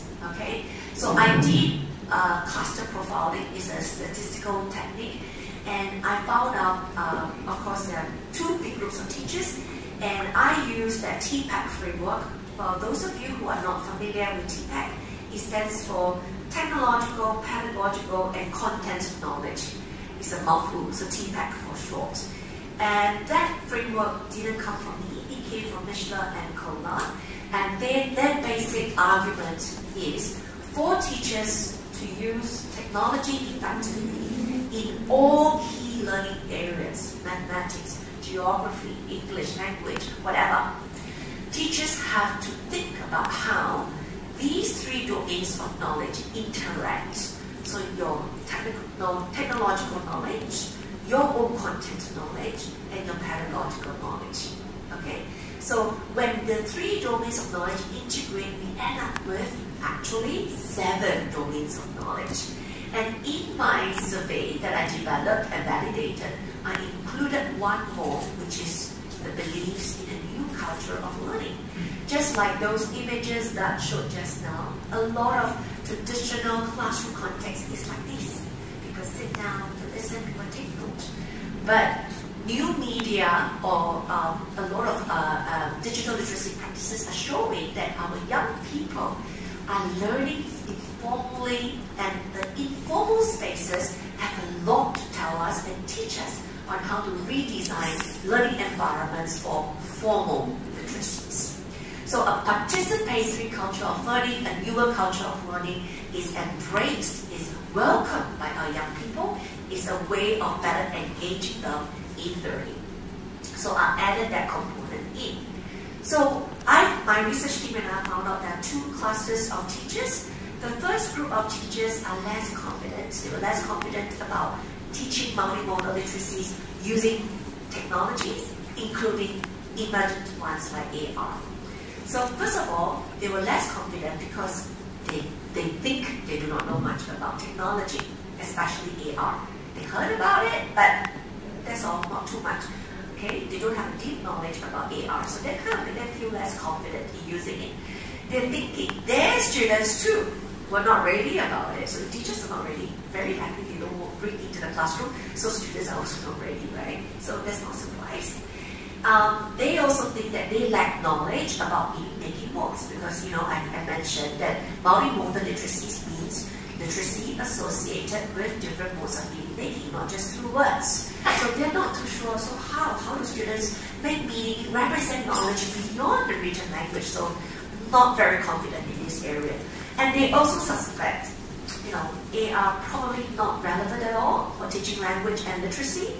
And they made an assumption that students from lower socioeconomic status, they won't have adequate exposure to AR, which is quite a good assumption, and therefore, you know, student readiness is not there, and therefore not relevant for language learning. And they also think that using augmented reality to learn language is one more thing added to what they have to do. You know, so why bother to add another thing to the already crowded curriculum? So they just conclude, don't touch it. It's not suitable for primary school students. However, a few people in that group think that there might be some potential for developing oracy because using augmented reality, of course, depending which apps, you can create digital stories by narrating. So you speak into the app and record. So just a few. The other group of teachers, they were more confident, okay? They too was wondering, you know, how much more do I need to know about AR? So they have the same concern. And instead of thinking about, you know, students probably do not have a lot of exposure to that, they're thinking, oh, augmented reality like Pokemon Go are already, you know, in the games that our students are playing, maybe I can bridge formal and informal literacy practices or literacies to engage the students at school.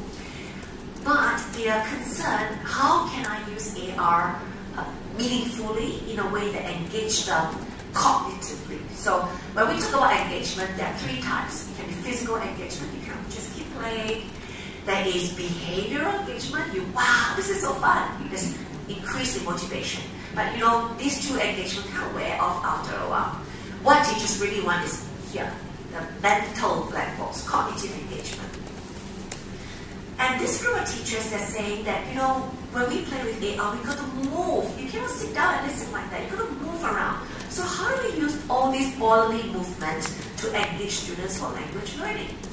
They are very mindful about time investment, just like Cluster 1, but they say it very positively.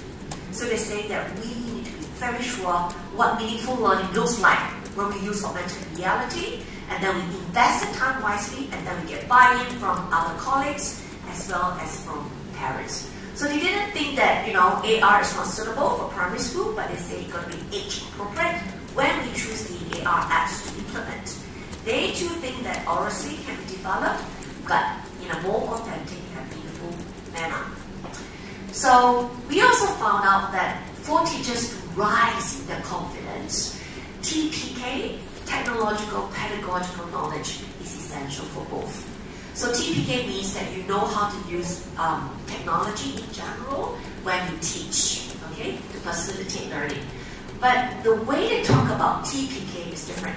Cluster 1 is, you know, in the first place, they're not very tech savvy, so they worry about using technology and therefore kind of like try not to use it.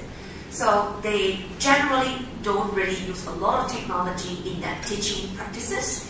And also, as I mentioned, they like to stick to the more traditional way of teaching. So anything new, they're a little bit hesitant, okay? And meta-symbiotic understanding. How do I talk about the way literacy is associated with thinking? So they're not very confident how to develop that kind of talk.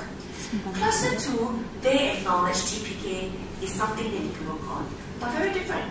The way they talk about it is, I'm already using technology for teaching and learning, but now AR is so new. It has totally different characteristics, right? Like PowerPoint, etc. So how do I do it? How do I make sure that it's integrated effectively? So I know TPK is something that, it has been touched on, but it's not just TPK, but integrated with meta-symbiotic awareness. So TPAC, although it's really helpful in helping me frame the way I design the pedagogical intervention with teachers, but all these different domains of knowledge needs to be reframed in very specific context. I end up with more questions than answers. How beautiful, right? That's why I'm a researcher, always researching. So first of all, I got to ask myself, I heard the teachers. So which apps are out there that are educational, or at least I can use it for educational purpose? So that's my TK. Now, as I said, because AR integrates so many different modes of making, how do I use it to teach meta-symbiotic awareness? Knowledge of language about modes of making. So that's my TCK. And to start with, how much do I know about the teacher CK? How much do they know about how words and images interact? How words, image interact with sound, etc. And also PCK. Okay? Without technology, how do they normally teach? Do they get the students sit down and listen? Or do they encourage talk? Because I don't like to impose. I like to augment teachers' current practices and then co-design lesson ideas with them to build on their existing practices. That's the best way to shift teachers' belief and transform their literacy practices. And of course, PK as well, how we normally teach and learn, and also TPK, where they use technology to integrate into their teaching and learning. So, in my other book, Design Praxeology and Phenomenology, it's a big mouthful. I normally can't pronounce that last word at 3 o'clock when I need coffee. Bobby and myself, the other author, found out, and this is not new, it just hit us even harder, that how our students interact with digital text are heavily influenced by the design of educational applications.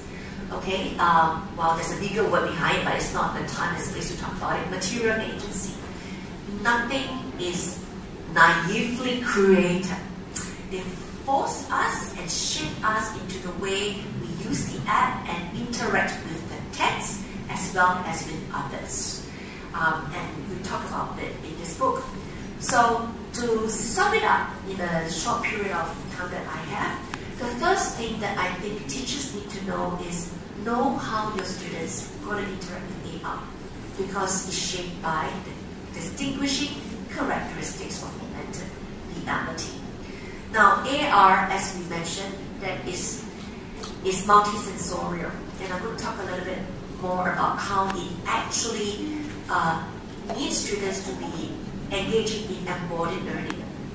You understand the world and yourself through the app. Maybe I'll just reserve that later on. Okay. The interactivity is a bit different on augmented reality. Touch is so important on AR app. Sometimes when you touch an icon, we call it extra text interactivity. It's like, if I touch like a camera icon, you know what that's for. Take a photo. So this one is okay. Everybody can predict the action. But on AR apps, many of the apps create intra-text interactivity, which means you touch something and then the AR scene unfolds. You can't predict what's going to happen.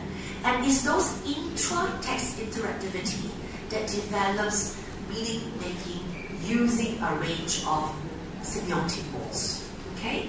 So at first, when we have purposeful play with a range of AR apps. I think I personally played more than 30 in one summer, and then we kind of reduced to 18 in the end. So if you look at the QR code, the article that I wrote for teachers actually had another QR code where we evaluated those apps, and the evaluation criteria came up with the teachers. Were co-developed with the teachers. So AR, as we mentioned, when you hold, it was the students access augmented reality through a mobile device. So an iPad or a tablet. And then the students that I work with, Australia is very multicultural. It's basically a migrant country. So the school where I work with, it has a high population of students learning English as an additional language or dialect, okay? So many of the parents are migrant parents, right? And when we gave them a tablet to access augmented reality, they're really cute, they're really young. And the case study that I'm going to talk about later on, the students were about 7 years old. Most of the time, it's like watching how a toddler first watch a TV. They hold the iPad, and then they'll wave their hands behind the iPad. And then they'll kick their legs behind the iPad to see, and then look behind. It's like, hey, is this real?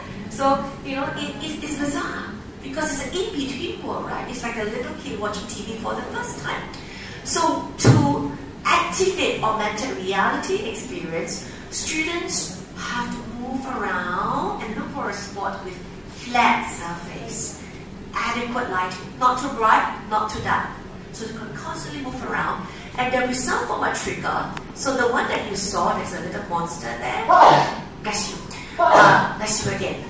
My mom said that if you sneeze 3 times, someone miss you. I don't know. So that one is really cute. So can you see there's a prompt, asks you to use your finger and touch. That's the tap, right? And then that means the monster will land on the flat surface, and then after that you say hello and something like that, and then the augmented reality experience unfold. So that was an AR app called Wonder Scope. Okay? And then Cleo, that one on the right, is some a creature from outer space, came in to talk to the children. Hello, I'm Cleo, how are you? And children have to trigger the augmented reality through speech. Cannot keep quiet, sorry Dad, you won't understand. Have to speak. If they don't speak, there's no voice input to trigger the augmented reality. And I want that because the children, remember, they come from a different background, not like the children who with Anglo-Saxon parents and things like that. They need to speak. So there's a lot of oracy, fluency, and you got to speak loud and clear. The enunciation has to be really good. However, can I just say children are so clever. On the AR apps, there's a very faint, short forward arrow. So if they don't speak, they click the arrow, it goes to the next AR scene.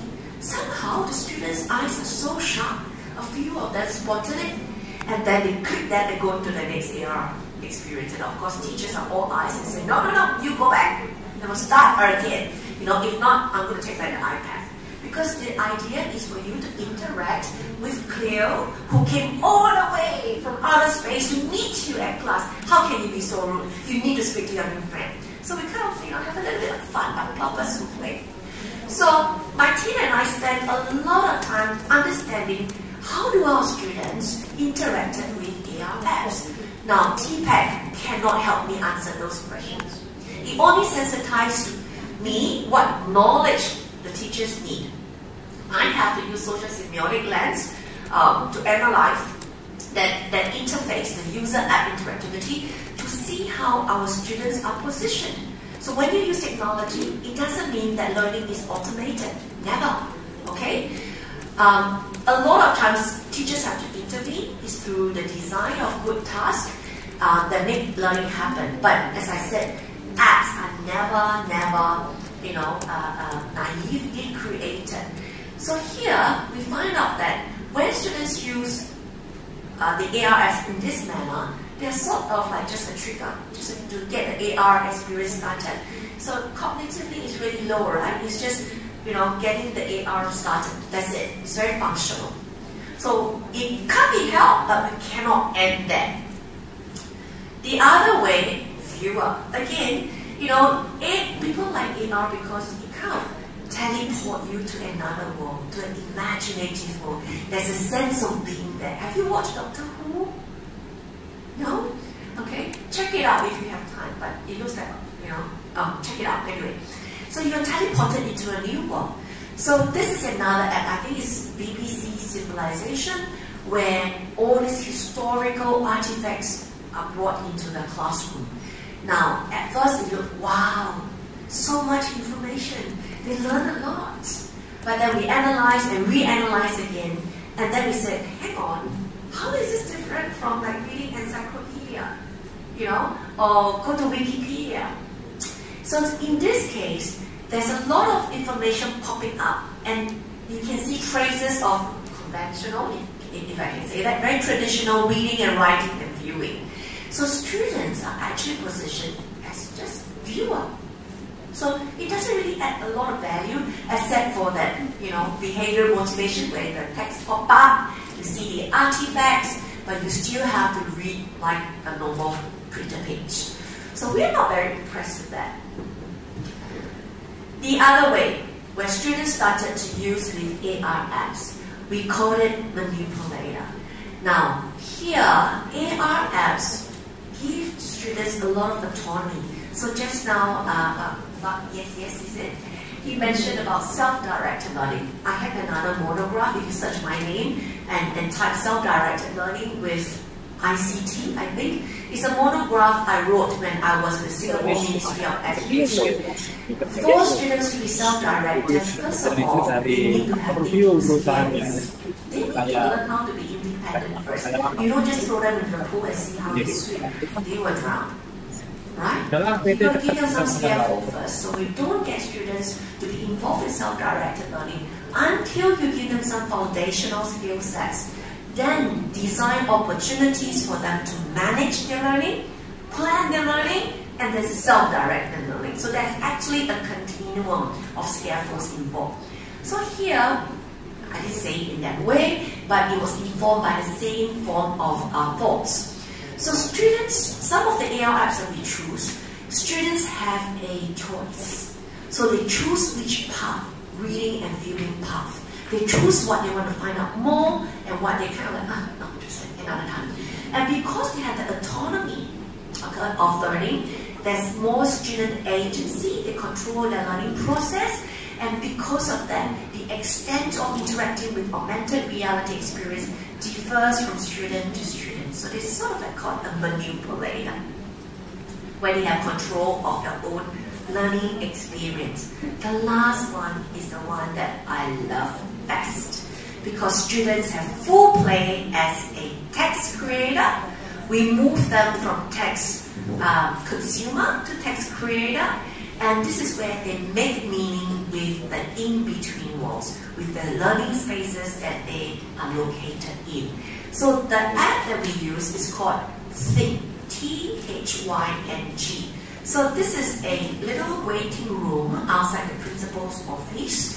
And you see the dental clinic, so-called a window, is actually a TV. Behind the television is a counseling room. So we got the students to go around and look at school spaces and see how they can reimagine some of these school spaces. And this particular group of students think we need a dentist clinic, a dental clinic, a dentist to be in the school with us. And they use things to project that little space as though there's a dentist and a student in that room, and that room changed from counseling room to a dental clinic. So very imaginative students. And of course they wrote the reasons why they think a residential dentist is needed. So we like that kind of user app interactivity where students are positioned as a creator. So I expanded more about all these roles in that particular paper if you're interested in. The second thing that teachers need to know is know where agentic meaning making can occur. Now, TPAD doesn't talk a lot about learning environments, and because of digital or emergent technologies, the learning spaces that we design, okay, whether intentionally or accidentally, they're really changing. So again, in the book, I have a client of learning spaces. Now remember, augmented reality blends the virtual context and the real world context, right? So there is a wide range of AR apps. The first one, the recontextualization happens when you get a virtual content located or placed in the real world. And it's sort of, the integration is seamless because you kind of expect that kind of virtual content in the immediate real world setting. So for example, the students use Thing and they code out Jack and the Beanstalk. So it's a virtual plant. And they went to the school premises where there are a lot of plants, bushes, open space, and plants the beanstalk there. So it's not surprising because when you go to a garden, you see plants. You go to an open field, you see plants. So there's some seamless integration between the virtual content and the physical world. The other one where we saw, there is this like a projector in the library, and instead of just having a blank canvas, they are so imaginative, so they use another AR app called Figment, and Figment create a portal and take them to the beach. Maybe you can take them to here. So they got to walk close. I wish I had my app with me now. I walk close to this white canvas, and then all of a sudden, through the AR app, you were teleported to the beach. Someone told me someone in Jum'at has beautiful beaches. That kind of feel. Here, but then you have a sense of being teleported to another place. So that is one point in the climb. The other one, you kind of like, hey, who is this person? Suddenly appearing out of nowhere to talk to me. But it's legitimate. So we design it that way so that the students have a character and user interaction. So we found a virtual character that's an astronaut, and we use the app called Metaverse, where the teachers design a virtual character popping out through the QR code. So the students were reading about, can't remember the title now, but they were taken to the moon, and it was about an astronaut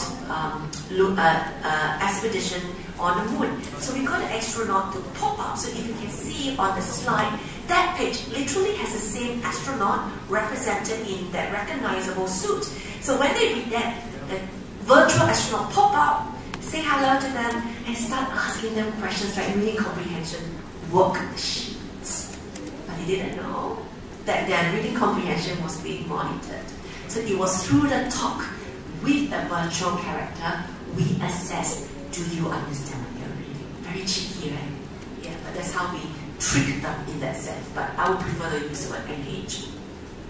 And that's formative assessment. The last one at the bottom of the client is the one that wowed them. And it normally came with more high-end AR apps. By the way, all the AR apps that we use are free. Because remember, the teachers told me, no money, no talk. There you go. So I make sure that we don't need money and we can talk. So I deliberately choose free AR apps. And of course, some of these AR apps, we said, if you want to have more play, pay. Can't be helped, right? But let's play with it, evaluate whether it's worth it first before we choose to pay. So the last one was Wonderscope, and you can tell there's a disconnect between the everyday practices, like here, and some out-of-the-world character coming in or unexpected virtual context overlaid in a real-world setting. How many of you have gone to the moon? Nobody, right? So the students are like that too. All of a sudden, they went to the moon. And this one of the child, I loved it. It was so cute. At the end of the class, the teacher asked, so what did you learn today? Standard teacher's line. And one child said, we went to the moon. That's how real it was. So the virtual content was clear, and then there was the sun, and then many stars coming in. They were taken to the outer space. So that is highly decontextualized, but those are the ones that we need for virtual field trip. Get them immersed in that situation to develop content knowledge or topical knowledge. Not everybody has money to go overseas all the time, isn't it? And definitely not anyone can go all the way to the moon. So why not? We stay where we are and we bring those desired places to where we are. So we use all these different learning spaces for storytelling and multimodal compositions. The third type of knowledge that I feel teachers really need to know is how to facilitate that. Agentive meaning making. So the teachers and I, after reviewing, redesigning, many lessons, and finally we agreed this is the framework that sum up what makes our lessons effective in the study. So there are 4 aspects. They're not linear, they're not cyclical either. Just 4 key components that need to be there so that teachers use AR in their pedagogical practices when AR needs to be used effectively and meaningfully. Now the first one is called onboarding experience. Remember, AR needs you to move around.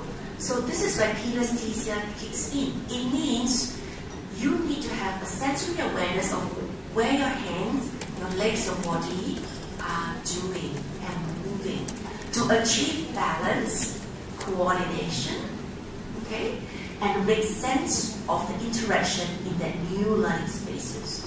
So this little girl, she was I think 6 or 7, she was driving a rover, like a car, to explore the moon. Now it's the first time using the AR app. Can you see that she haven't really learned how to navigate that in-between world? And she literally drive into the bush. And the teacher had to say, come back, don't go too far, where are you going? So she doesn't have that sensory awareness. So that's why you cannot cut short that process of onboarding experience. So there's a lot of purposeful play. So students have to build that sensory awareness first. If they don't have that, no learning is going to take place. They will keep bumping, into the wall like Harry Potter, into the bush, etc.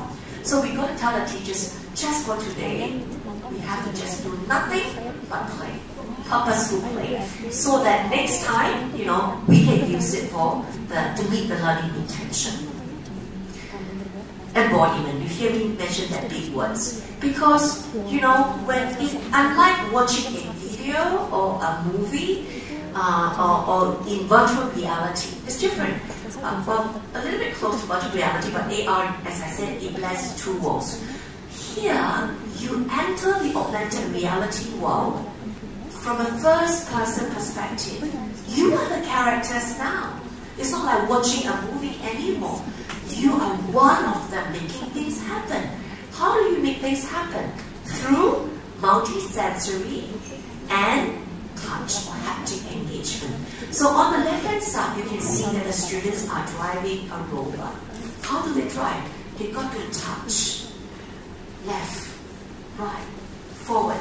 They're going to use the mobile devices and turn left, turn right. You can't touch left and stay still or go forward. You can't.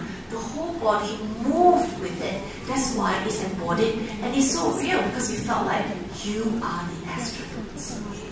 You are one of them now. Now compared to a printed page, it's different. And a lot of printed pages have a social distance between the reader and the text producer. They use words like there, real, as though you have never seen one before. It's fictitious, right? But now it's no longer the same. They are brought into the moon, the lunar landscape as the astronaut. They do what the astronaut do. They see what the astronauts see. They use those tools, special equipments, those astronauts use. This is the best way to build expert knowledge.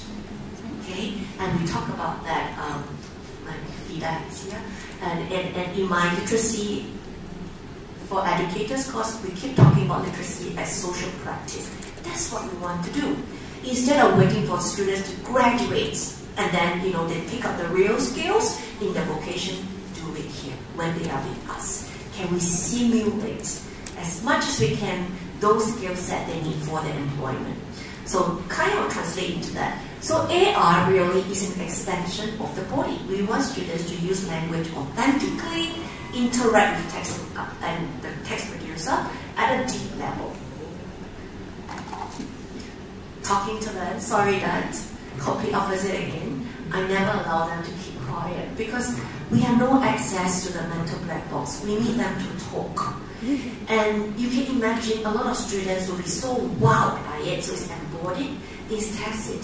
If I don't stop them to talk about their learning, then there's a missed opportunity for them to reflect and transfer or transform the embodied tacit learning experience to explicit instruction. Okay? So remember, my students are really young, and the teachers are also stepping up in the meta language and the meta semiotic awareness. Okay? So teachers, students all learn together. So there's always a time at the end of every lesson where we stop to talk. Never miss it. Okay? And I call that phase talking to one. And this is the part where students build the language to talk about diverse making modes. So we ask them, well, you've gone to space and we want to talk about the vastness of space. Tell me, how is the vastness of space represented when you went to the moon? So we walk through all these different meaning-making modes. Okay? Sound, audio. When you hear the rocket taking off, okay? Loud to soft. What does it suggest to you about the distance between Earth and the moon? When you hear all these muffled noises of astronauts talking, why is it muffled? Are they near or are they far? And it can relate to spatial mode. Do you see a lot of people? No. Why? Why is it only 1 or 2 astronauts, including yourself, when you were the astronaut? And when you see darkness, so that's visual mode, encompassing you, enveloping you, okay? How does that show that, the space is really wide? When you walk around driving the rover, you feel it. You can't unfeel what you feel, right? Just like you can't unsee what you see sometimes. So the visual mode, okay, as well, what did you see? And we're talking about experiential meaning.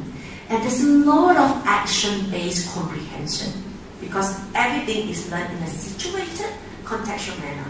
The students, when they're given a rover, they hear the word rover is given to them. And that's how babies learn about language.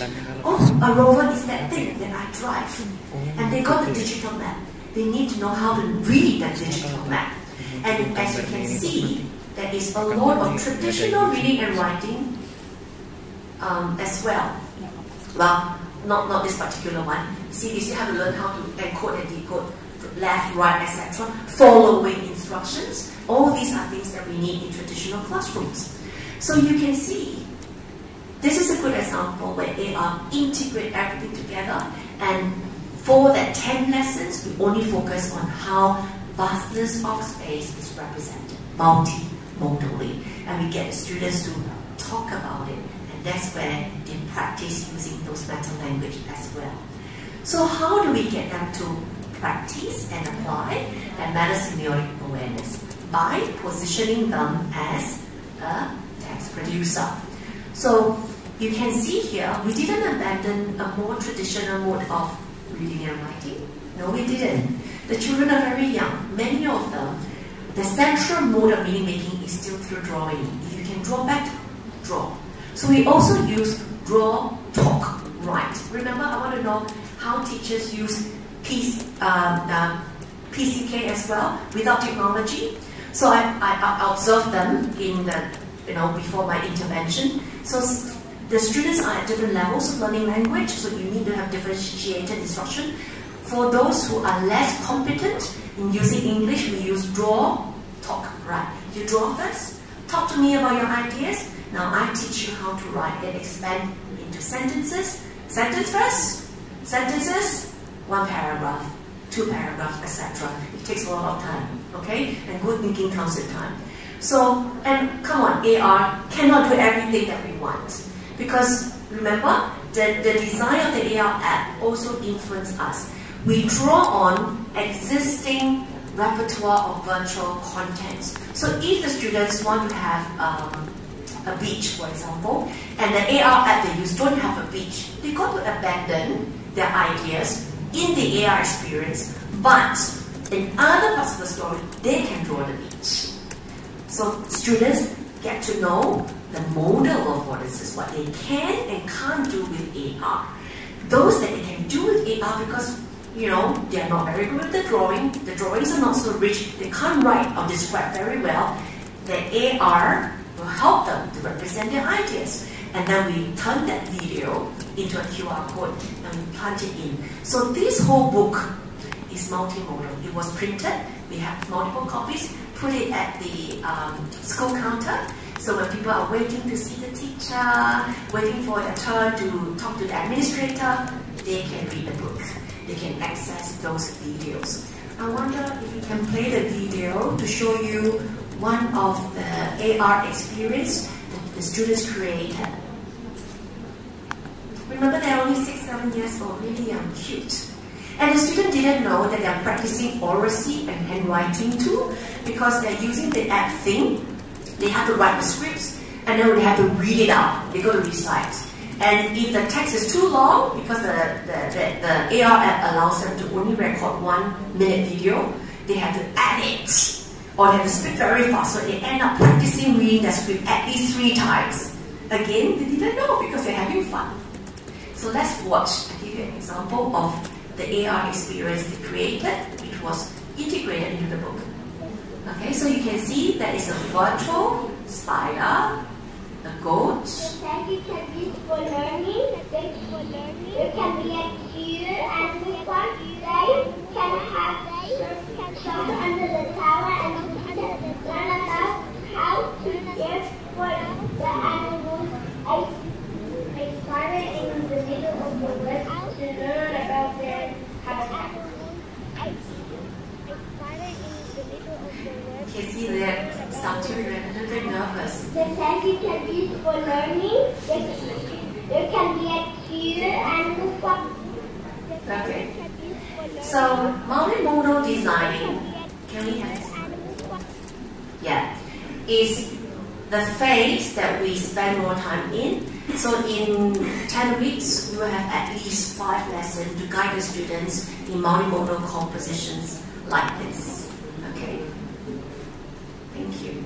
So what are the implications? Well, first of all, just like students, not every student is the same, not every teacher is the same. So the use augmented reality in this manner for both critical and creative use of multimodal resources, teachers are at different level of readiness. Some teachers need more knowledge about meta-semiotic awareness. Some needs more knowledge about technological knowledge.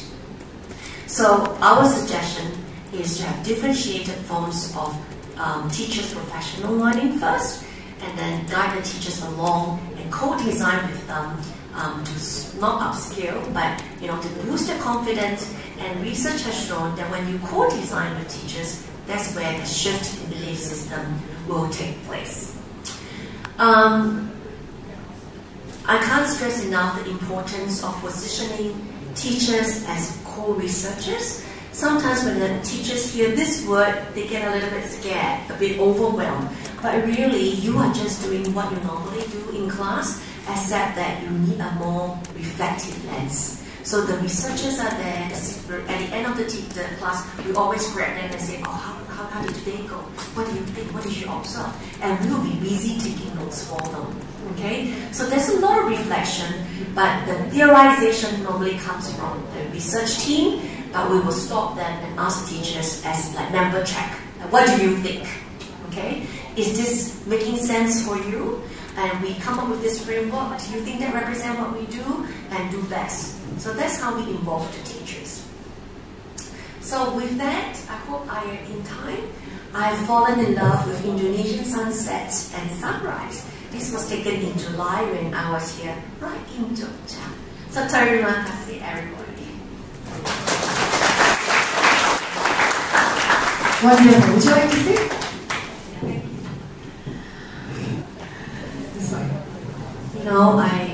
I have a lot of PhD students from Indonesia, Vietnam, Saudi Arabia, you name it. I told them that my job is to put your brain into the washing machine. It's called cognitive dissonance. Vida may remember that, right? When you learn something new, you are kind of like, oh, that doesn't sound quite right with my prior knowledge. So you're actually thinking and building new knowledge. So you can keep quiet and think.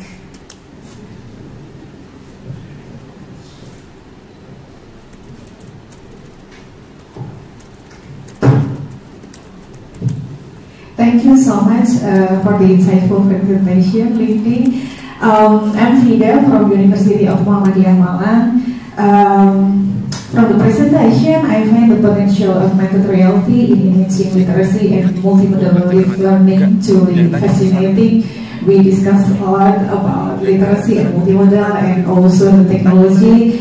And I'm particularly curious about the practical aspect of ER in the classroom, especially when it comes to classroom management, because you explained about the ER and then different movement, different response, and different student, different experience. So in this context, how do educators manage the classroom dynamic effectively? Are there any particular strategies or best practice that teachers have found helpful for balancing either the engagement and discipline when using ER in the classroom? Thank you so much. Thank you, Fida. I met Fida in the Literacy for Educators course, so we were trying to get together, so I'm really honored that Fida is here. Now, as I mentioned about engagements, you've got the physical, so they were doing something with AR. You got the behavioral, very high level of motivation. Normally, before the students use AR, the class is actually quite quiet. I think the teachers are very skillful in managing class management, so we didn't have those kind of unnecessary, unproductive talk. But when they use AR, the noise level just shoot up. I did warn the teachers that you're going to be comfortable with the constructive noise. Okay? But those are good noises for us. We didn't dismiss that. During the AR play, we actually have to do tech run first. Because remember I mentioned that you need to have open spaces, not restricted spaces, because there's cyber sickness in that sense. Depending which AR you use, you get bumped into the chair and things like this, so safety concern. So we went to the outdoor area, but still sheltered. So we walk around and choose appropriate learning spaces for the augmented reality. So that was our back-end check. And then, so during the AR play, because the students are also cognitively engaged, they know the task. Before we set them off, they already know when they come back, they have to account for something. They have to talk about something, so not just play for the sake of play. So it's intentional use. So those cognitive engagement, remember, in the AR app, you cannot be lazy. You will never be free because you are one of the characters making things happen. So there's no time for them to be lazy, if you want to use the word. So no chance for them to be disengaged. So we didn't have that problem, to be honest. We have problems stopping them. But no one wanted to stop. But then, this is where positive reinforcement comes in. Okay, we know you like to play, we'll see how well you behave. If you behave very well, we let you play a little bit more. So we didn't have a problem with that. And the teachers, I must tell you that they're really experienced. Line them up line by line, tag the iPad with their name, and as they go out of class, handle them the iPad one by one. So all eyes are on them, giving them rules, making sure they don't venture too far away from the permitted area. So I must say there is a lot of planning involved. And because this is so new, they have the privilege of me and my research team. However, I think Frida, you will remember, because I showed it at the other conference, the teachers went ahead without the research team even after the research has ended or outside the scope of the research. So that to me is an evidence that their design thinking, their beliefs has already shifted. That's why they're taking the initiative to do more about what they would like to do. Okay. We can have more talk after that.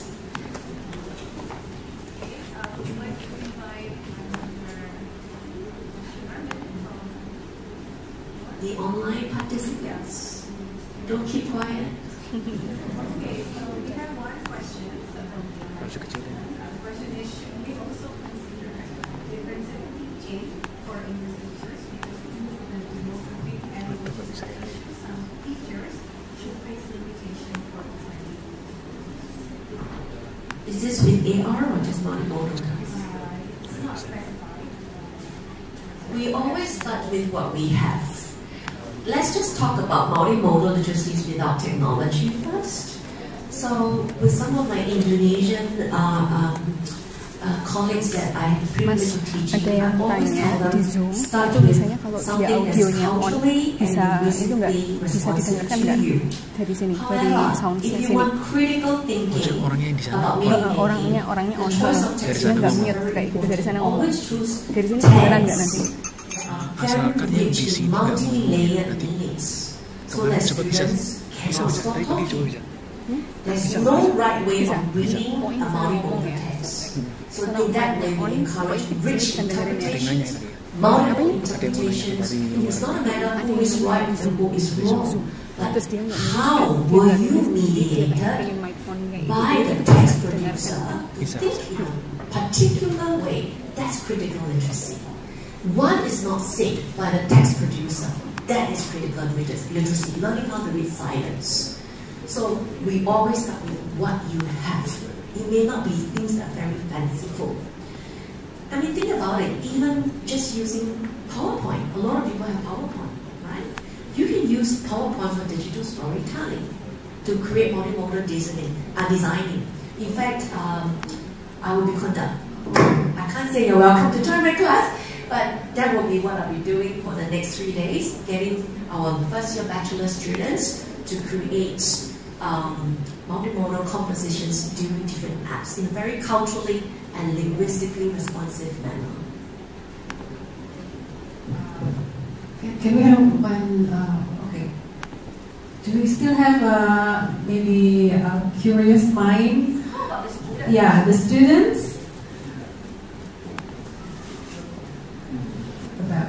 You know, I too did my PhD in UK, in Lancaster University. I too was like that, very quiet. You know why? Long time ago, my teacher asked me, why do you always have so many questions? The rest of the class got it, why didn't you get it? And then suddenly I realized, oh my goodness. So when I asked questions, it was read as a sign of confusion, not as a sign of engagement. So I too was silenced for years. That until I did my PhD in England. My supervisor asked me, if you don't have the answer, what's your question? So, students, you will want to be in your class. What's your question if you don't have the answer? Yes, there's probably a lot to wrap and to digest. So, leading the agentic meaning making framework, is that also applicable for all type of multimodal activities? No, because the pedagogical framework that I developed, you remember, it started with onboarding experience. So that is needed only for AR apps because you need to have that sensory awareness. Yeah, virtual reality, yes, but non-emergent, you don't need that part. But I would say the other 3 components, yes. Yes, thank you. Okay, do we have questions from the floor? Okay, or perhaps we could just conclude this session. Did you have a final remark that you would like to express? Maybe to the teachers and future teachers here. I think, you know, for those of us who are interested in digital literacy practices, we don't use technology for the sake of chasing technology. You only use it when you need it. And it's not the techno stuff that we are interested in, it's the ethos stuff. How is it changing the way we teach and the way the students learn? I often tell my students, no one lesson, no one class is the same. Every student comes with them a virtual school bag. And I always like to use the funds of knowledge as assets for learning. So pedagogical framework like the one that I'm advocating here gives students a lot of agency, engage them, get them to represent their knowledge beyond words, and then we know what's in here. Then we can monitor and formatively assess them and adjust our instruction accordingly to meet their needs. To me, I think that is the key ingredient to be successful in teaching and learning. Thank you so much. That's a good reminder for us to aspire to incorporate technology to do it in a principled way, like just Lindy exemplified. So if you're curious more about augmented reality in relation to multimodal literacy, you can try to look into Lindy's writing. And thank you so much for the attention. Enjoy the rest of the conference. Thank you, Lindy. Wassalamualaikum warahmatullahi wabarakatuh.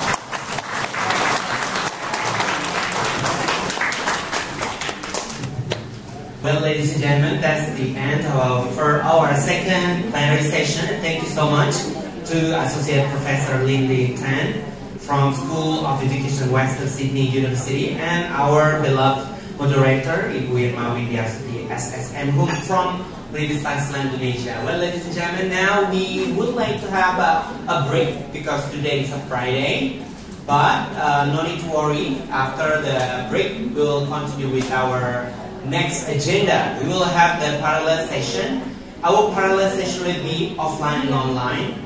And after the parallel session, there will be no more activities. So for those who have finished with the parallel session, you can have fun with your family because this is a weekend. But before you have lunch, there will be some information because today is Friday. We will have a break earlier for Friday prayer.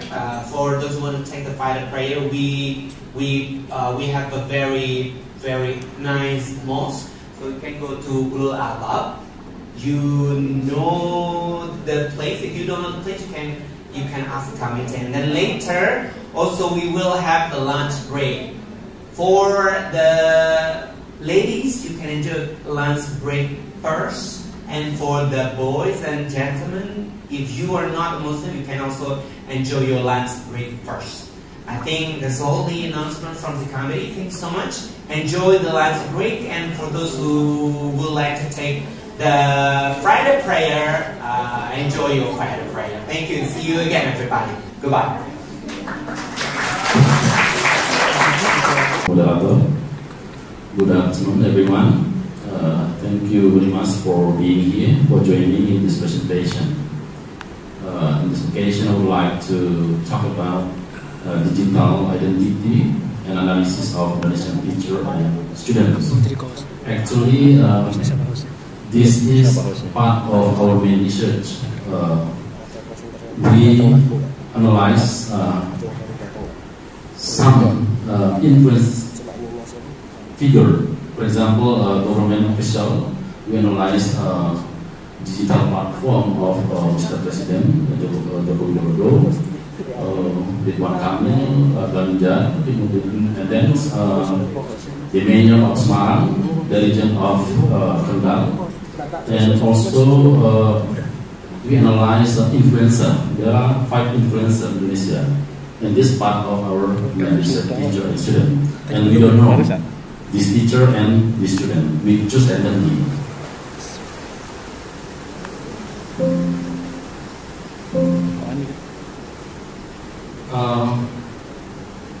We submitted to a journal index corpus. It is in review process. It's about government official and influencer. Okay, as we know that using digital platform is progressing very fast today. Digital platform serve as a means of communication and tool to express self-identity to the public. Instagram, Facebook, Twitter, and TikTok has unique characteristics that influence user interaction and identity formation. The use of digital platform has become part of daily activities they use various platforms also has various motive according to their perspective and goals. Muhammad and Anwar 2019. And then the motive of using digital platform is to support careers, entertain, and inform, and even support mobility, buying and selling product online. Digital platform also bring about the emergence of new digital spaces. By offering convenience and easy of accessing data, the growth of citizens using digital platform is very high. By Jack et al. 2021. Okay, most of teachers and students use digital platform in Indonesia. Using different platforms of than one to assume more than one identity. It is positively impacts psychological and physical health and faves the way for fulfilling needs. On the other hand, having multiple social identities can complicate stigmatization, especially when an individual belongs to more than one group. Okay, this phenomenon applies to the current condition of teacher students. They are part of the community in the neighborhood, part of the educational environment, and part of environment of one professional group.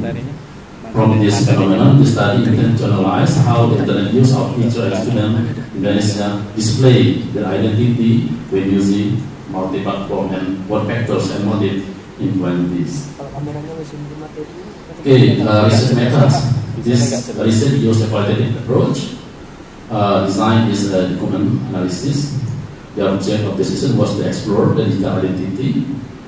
The digital identity was represented by picture, videos, and text from the digital platform of teacher and student with different backgrounds. This research was limited to Instagram, Facebook, TikTok, and Twitter posts. These platforms were the most popular from the perspective of teacher and student in Indonesia.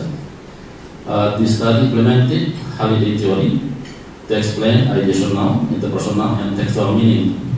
And then class and movements, multimodality was used to analyze image, symbol, and video, and interpret them into meaning. The subject of the study were 5 teachers and 5 students, 5 posting for each digital platform. Okay, this is the posting of teacher and student. This is only sample of posting. Okay, finding. Okay, teachers. All teacher Instagram posts show the learning and teaching activities.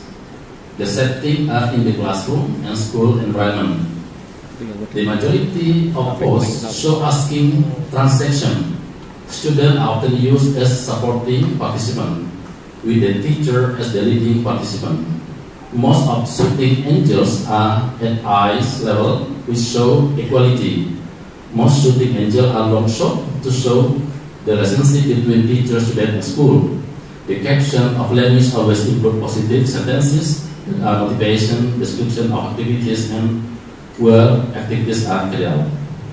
In TikTok posting, the majority show learning of media or application, school activities, information, and learning activities. The verbal language explains what is in the video and gives additional information in the caption. However, the exciting thing in the finding on Facebook and Twitter, on TikTok and Instagram, the teacher always invite other people, both student and other teacher, to be featured. On Facebook posts, most teachers only feature themselves, and some display other information from other accounts. They are only an intermediary for disseminating information. Twitter posts are the most progressive posts on the whole digital platform. In the Twitter post, teachers do not show any picture of themselves. Instead, they share other people's posts and comment on other people's posts. The posts commented on and share also vary, including religious lectures, home loans, government programs, and movies. The language is not standard language. Not all posts are related to their learning activities. On the other hand, some teachers are unwilling to show their posts by privatizing the account. students using multiple platforms such as TikTok, Facebook, Twitter, Instagram, each student has the same tendency to show activities and setting. The activities carried out by the majority are eating, walking around, and posing. In this case, demonstrated by the majority face the viewer asking for transaction. Most shooting angels use low angels, shooting angels, those showing greater power from the viewers. The size of the frame shown by the majority is long shot to tell what is around the participant. The distance used is public distance and far social distance. It shows different social status. The captions used are not related to what is in the picture. They use non-standard language. Contrary findings were found in the Twitter post. Most student posts do not show photos of themselves, but only word.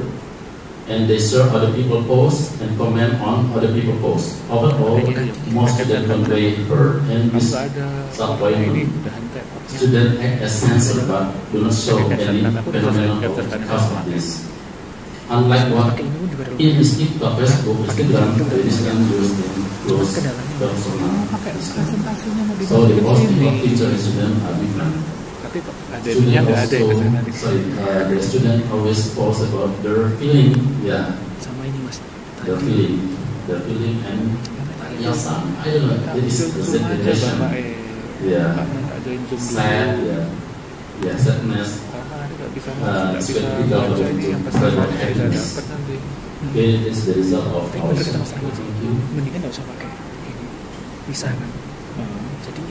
Okay, give applause to Mr. Kahulazi for the excellent presentation. Okay, actually, there is 7 minutes left, but yeah, as a moment that maybe I will highlight that this is the important and unique topic. Yeah, we can conclude that every digital platforms or social media have its own characteristics for student or for teachers. Jadi maybe if I'm is Z generation, I will post maybe quotes or my feelings, but maybe the gambar OBS teachers maybe they will share their experience and their teaching or to motivate the students and also the other audiences. Okay, maybe I would like to invite the second speaker.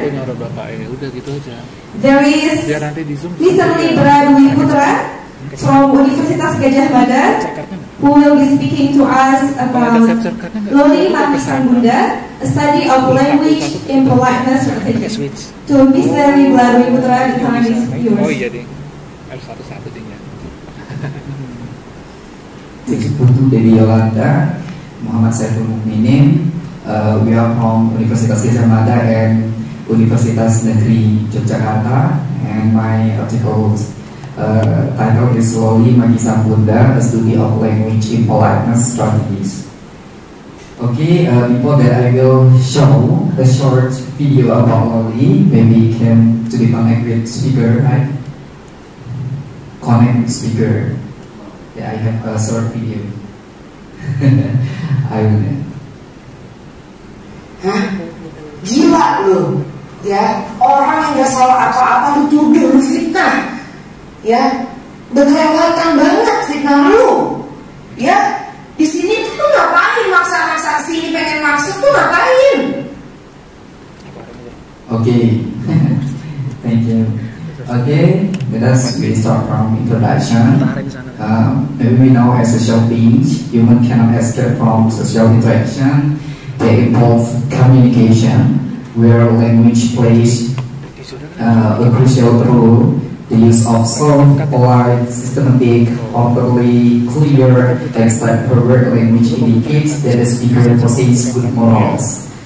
Conversely, the use of wrong, insulting, sarcastic, or belittling language reflects an unworthy personality. Putri 2019. from the various studies conducted previously, none have especially addressed the viral video conflict between Loli and her mother, Nikita Mirzani.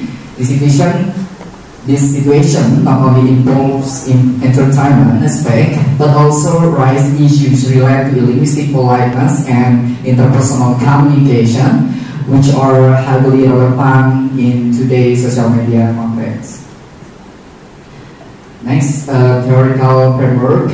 In analyzing the strategies of linguistic impoliteness used by Loli, this research will refer to the theory of linguistic politeness introduced by Leach and Rahardi. According to the Leach, 1993, Rahardi 2005, the concept of linguistic politeness is divided into several maxims, each playing an important role in social interaction.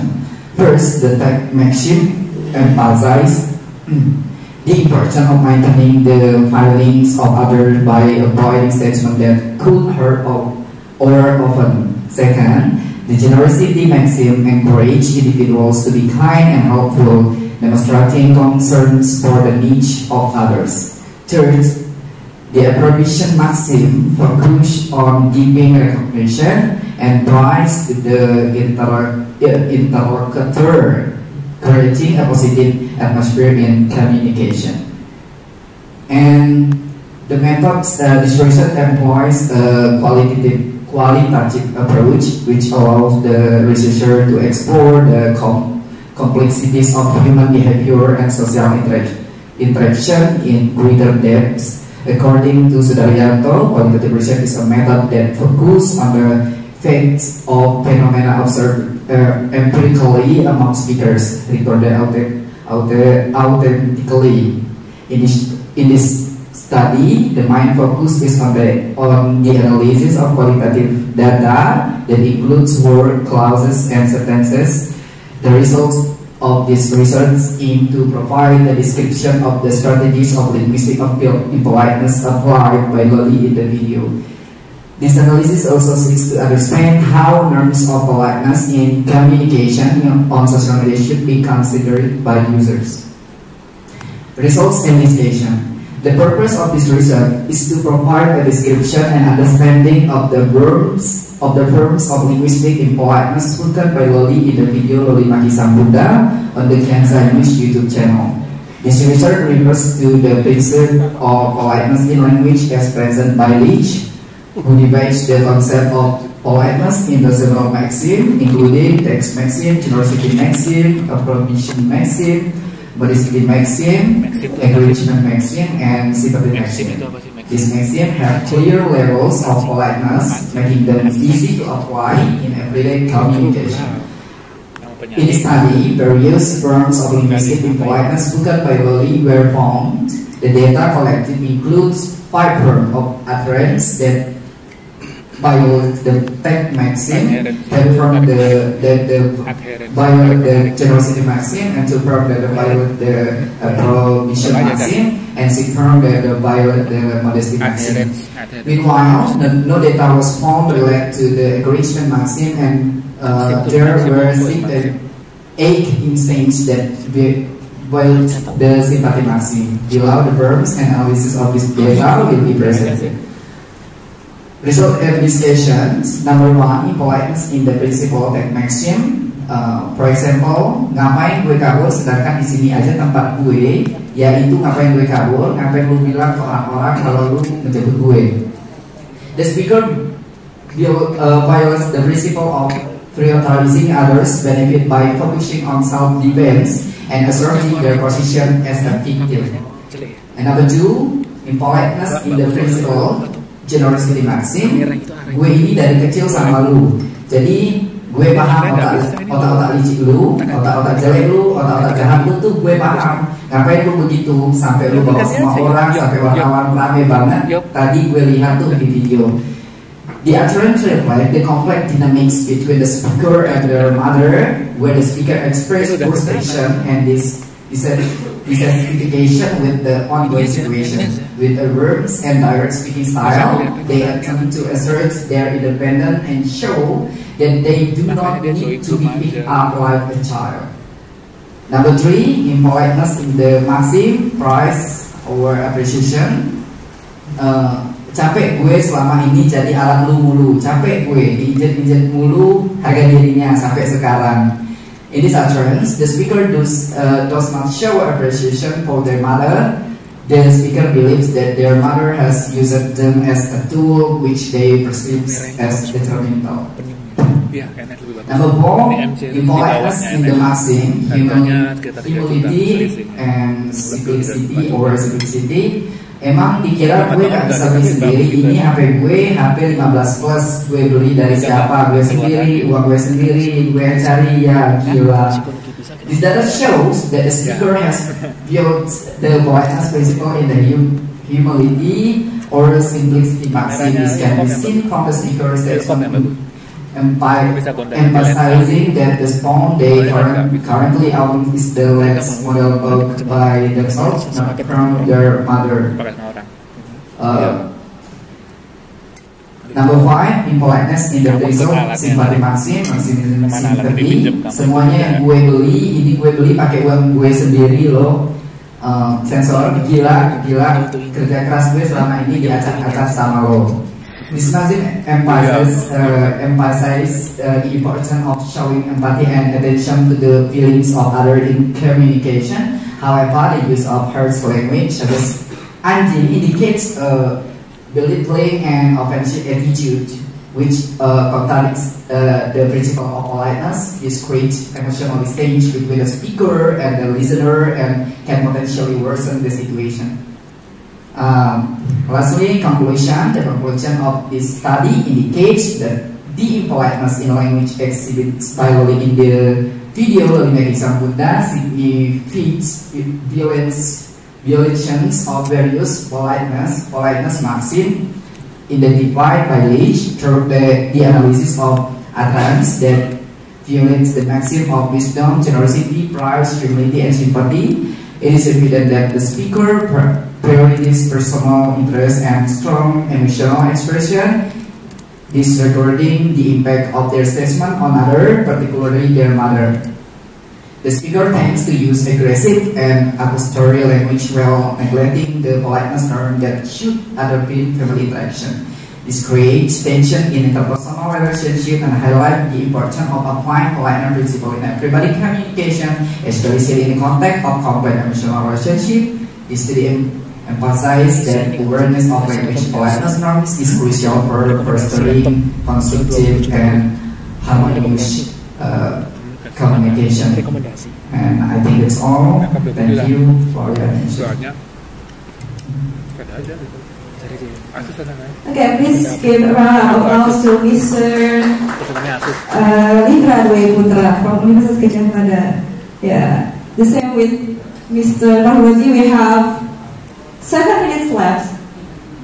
Yeah, this is also the interesting topic. Yeah, actually, this is also a hot issue that happened once month ago, and yeah, that I can highlight is the last sentence, maybe the conclusion that the good communication ways is crucial for us, and action, and as well as we use digital platforms that we can share our thoughts in digital platforms, social media, and the communication rules is also crucial. Okay, thank you once again to Mr. Libra Dwi Putra. Okay, I would like to invite the third speaker. There is Mr. Muhammad Saiful Mukmin from Universitas Gajah Mada with a research paper entitled Light Rules Representation in Emphasis Tonight, Roland Barthes Semantic Analysis. To Mr. Muhammad Saiful Mukmin, the time is yours. Bismillahirrahmanirrahim. Assalamualaikum warahmatullahi wabarakatuh. Good evening, ladies and gentlemen. Before that, I'm saying thank you for this opportunity to me. Let me introduce myself. My name is Muhammad Saiful Mukmin, and with my partner, Libra Dwi Putra. We are from Master of Linguistics, Faculty of Cultural Science, Universitas Gajah Mada. And in this good opportunity, we would like to present our research related with the semiotic analysis with the title Language Values Representation in Avices the Night, Rolombac Semiotic Analysis. As we know that the popular music and cultural connection, it is a related topic that it is highlighted in this era. So popular music and cultural connection, it reflects universal themes like love, hope, social struggle that resonate widely in the world or in the area of the music sound. So popular music and cultural connection also engage listener personally and communally, and also mirrors cultural trends, political climates, and social issues. So in this case, we can see that in the music there is a lot of value that can be presented to the audience. Like one of the topic in the music is life value. So a value in the music can guide personal growth with a value like resilience and empathy. And also life values in music can build societal coherence through the same value. For example, like respect, justice, resilience, and etc. So, as we know that life values in music can also express culturally through the art, language, the tradition. So, in this case, I will elaborate the art, language, and the tradition to represent the life value in the music. In this case, we use the song by FPSB with the title The Nights. So the theme of this song is talking about the courage, resilience, and meaning of life. So it can be inspired a life of purpose, like how to resonate globally, how to persuade, how to represent the value to the audience. Okay, into the theoretical framework, we use the BART or Rolombac in pronunciation of the French because Rolombac is from France, so we say it in French correctly, Rolombac. Okay, but divided into the semiotic into the three levels, which are denotative level, connotative level, and mid level. So from this theory, we can determine the research gap that limited studies using the Bertha's semiotic, especially on the values in the machine, based on the several previous studies. So this research explores the nights by the FPSB to analyze life value to the Rolombac theory. So this study, it is made a contribution, especially it provides insight into music as a reflection of social values, and also this study also expands understanding of music role in conveying ethical and cultural message.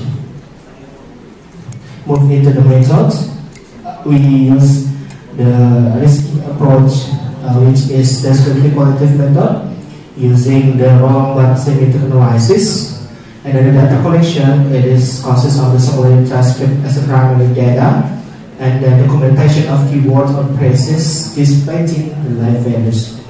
And then after the data was collected, we analyze into the three stages, especially in the denotative analysis, we identify the literal meaning in the lyrics.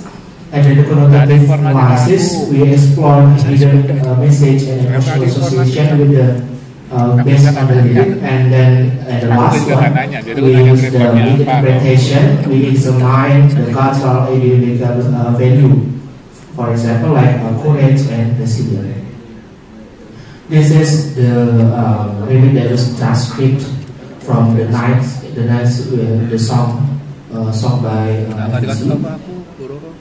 Okay, I will present the sample of the life value from the nights. The first one is the value of courage.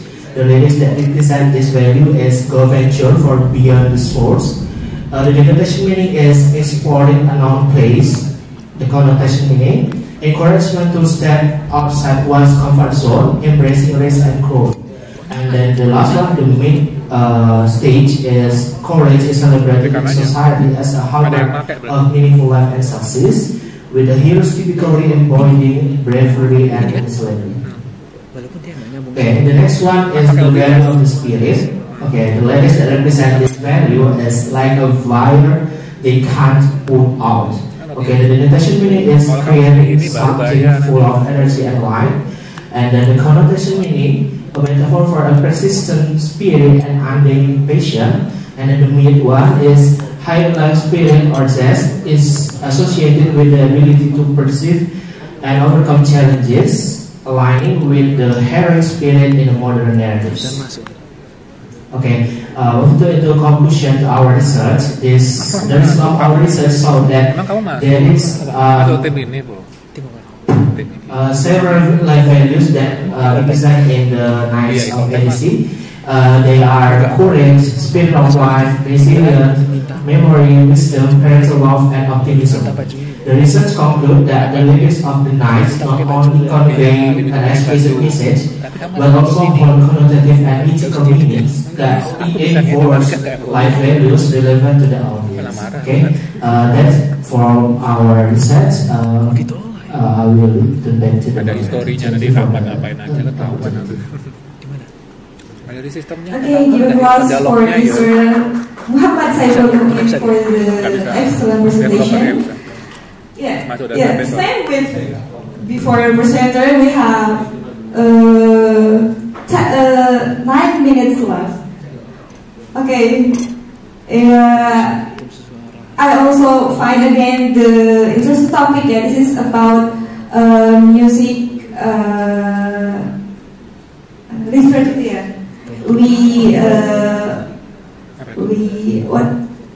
We see the semiotic analysis. We analyze the semiotic symbols from the ninth from Roland Barthes. Yeah. And maybe we can conclude that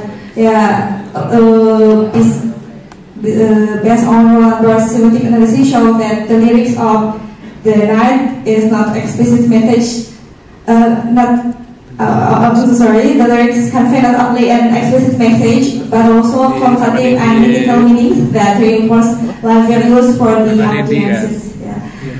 There is the value of life, the values of life.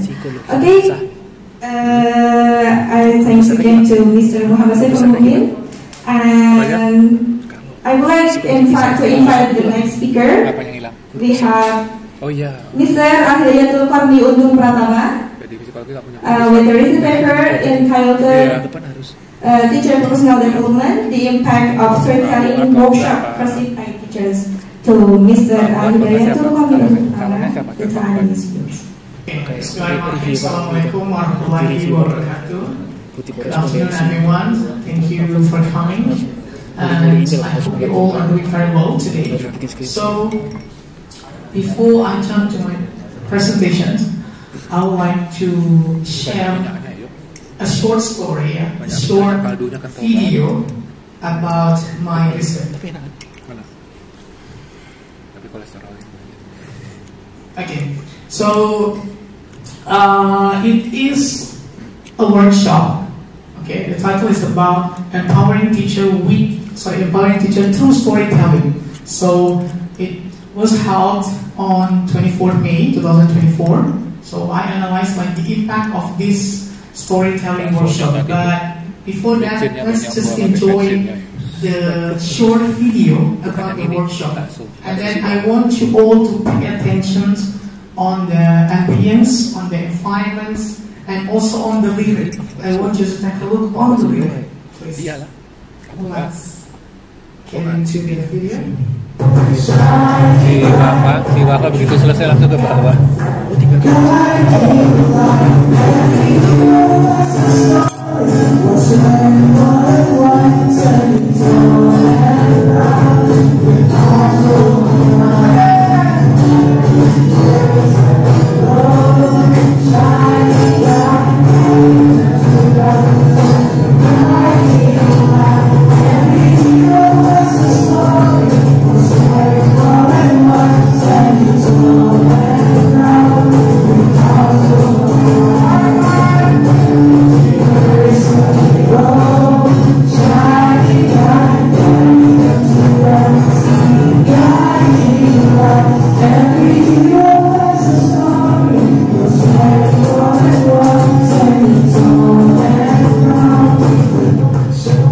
shining bright. Okay, that's it. So, actually everyone, I'll show you. Okay, this one. This is the quote that I got from this art storytelling workshop. Every teacher is a hero, shining bright, guiding them through darkness. Like a guiding light, every hero has a story, worth sharing far and wide, standing tall and proud, with hearts full of pride.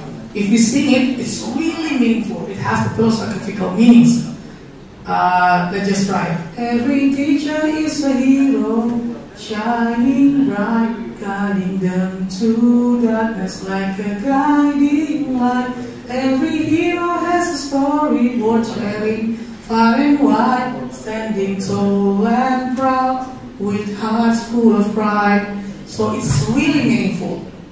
When I finished joining that workshop, I feel like I was amazed with this workshop. This is the first and ever workshop that has memorable for me. So that's why I want to check whether is it only me that feel really meaningful with this workshop, or how about the others. So this is my title for this research: Teacher Professional Development, the impact of art storytelling workshop perceived by teachers. My name is Auditorium, Koordinator Pertama. I'm from Universitas Negeri Yogyakarta.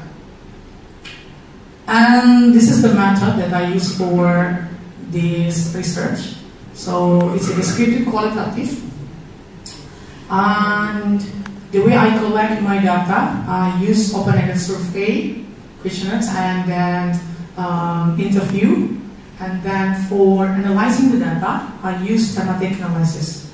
The participants are 20 of participants of this storytelling workshop, so I use survey, and then I choose 5 of the participants with the in-depth interview to clarify the data.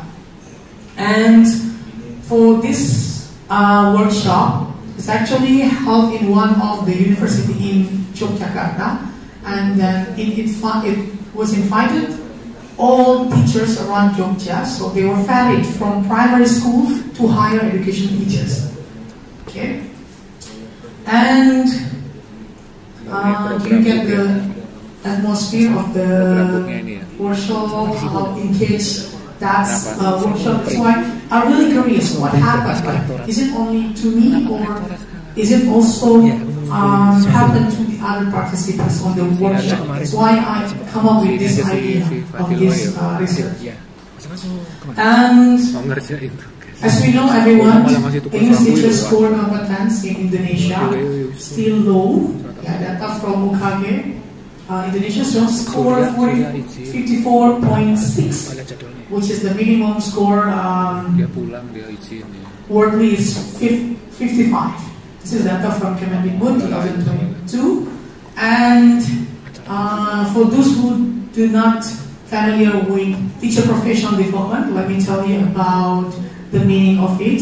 So based on Haddon Taylor, 1997, it said that teacher professional development is a process where educators continuously acquire new skills and knowledge to improve their teaching abilities. So the art storytelling workshop is one of the examples for teacher professional development.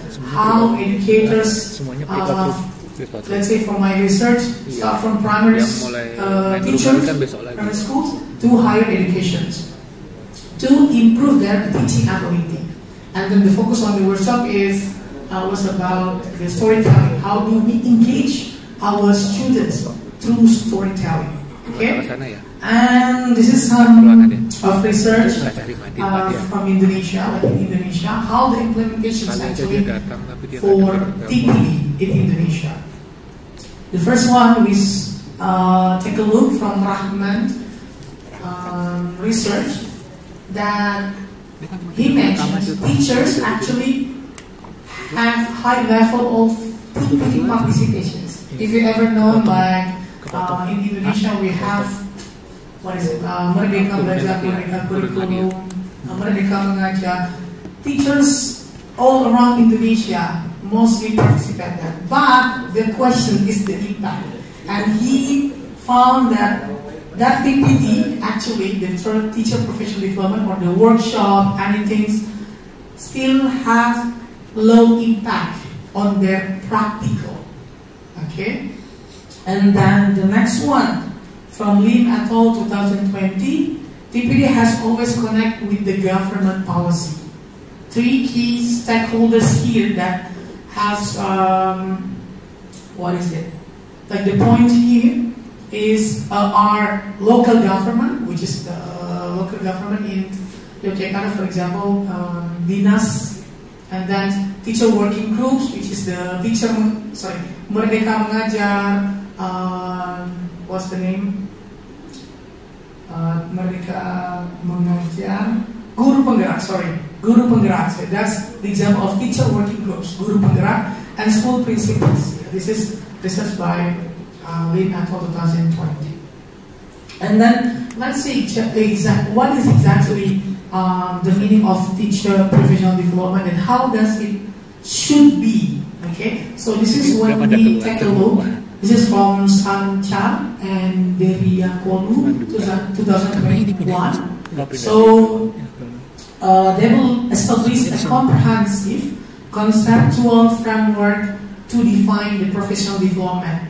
Okay, so as you can see here, this is the teacher education, which is the event or the workshop, and then how does it influenced by any approaches, methodology, and it should be implemented in the classroom practices. That's the problem in Indonesia. Like many of Indonesian teachers, English teachers specifically, do not implement all the materials that they got from their workshop or events for the professional development.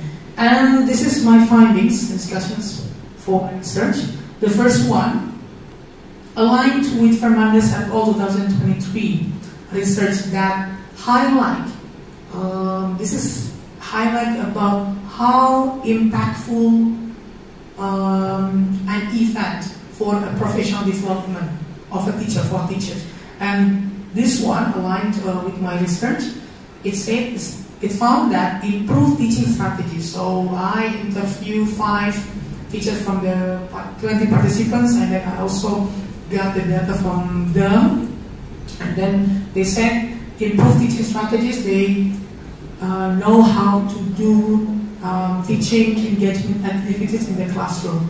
And then particularly for motivating student participations, because this workshop was about storytelling. So mostly how do the teachers motivate students to participate, so while also identifying challenges related to managing large student groups. And then the second findings from this workshop, it reveals that it fostered teacher engagement through varied activities with the high quality feedback from the trainer and also visual aids, follow with the authentic materials, which making it an effective and enjoyable learning experience for teachers.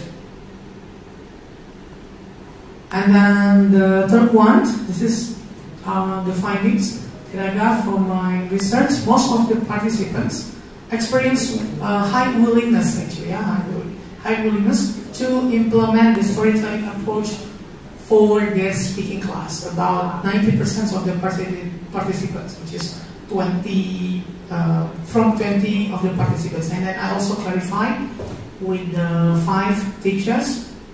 And then actually I got one unique findings from the research. One of the participants stated that I felt engaged with the activity, even I don't want to end, like I still want to be here to follow the activity because it's really engaging. So the focus is about how this workshop impact to the framework of teacher knowledge.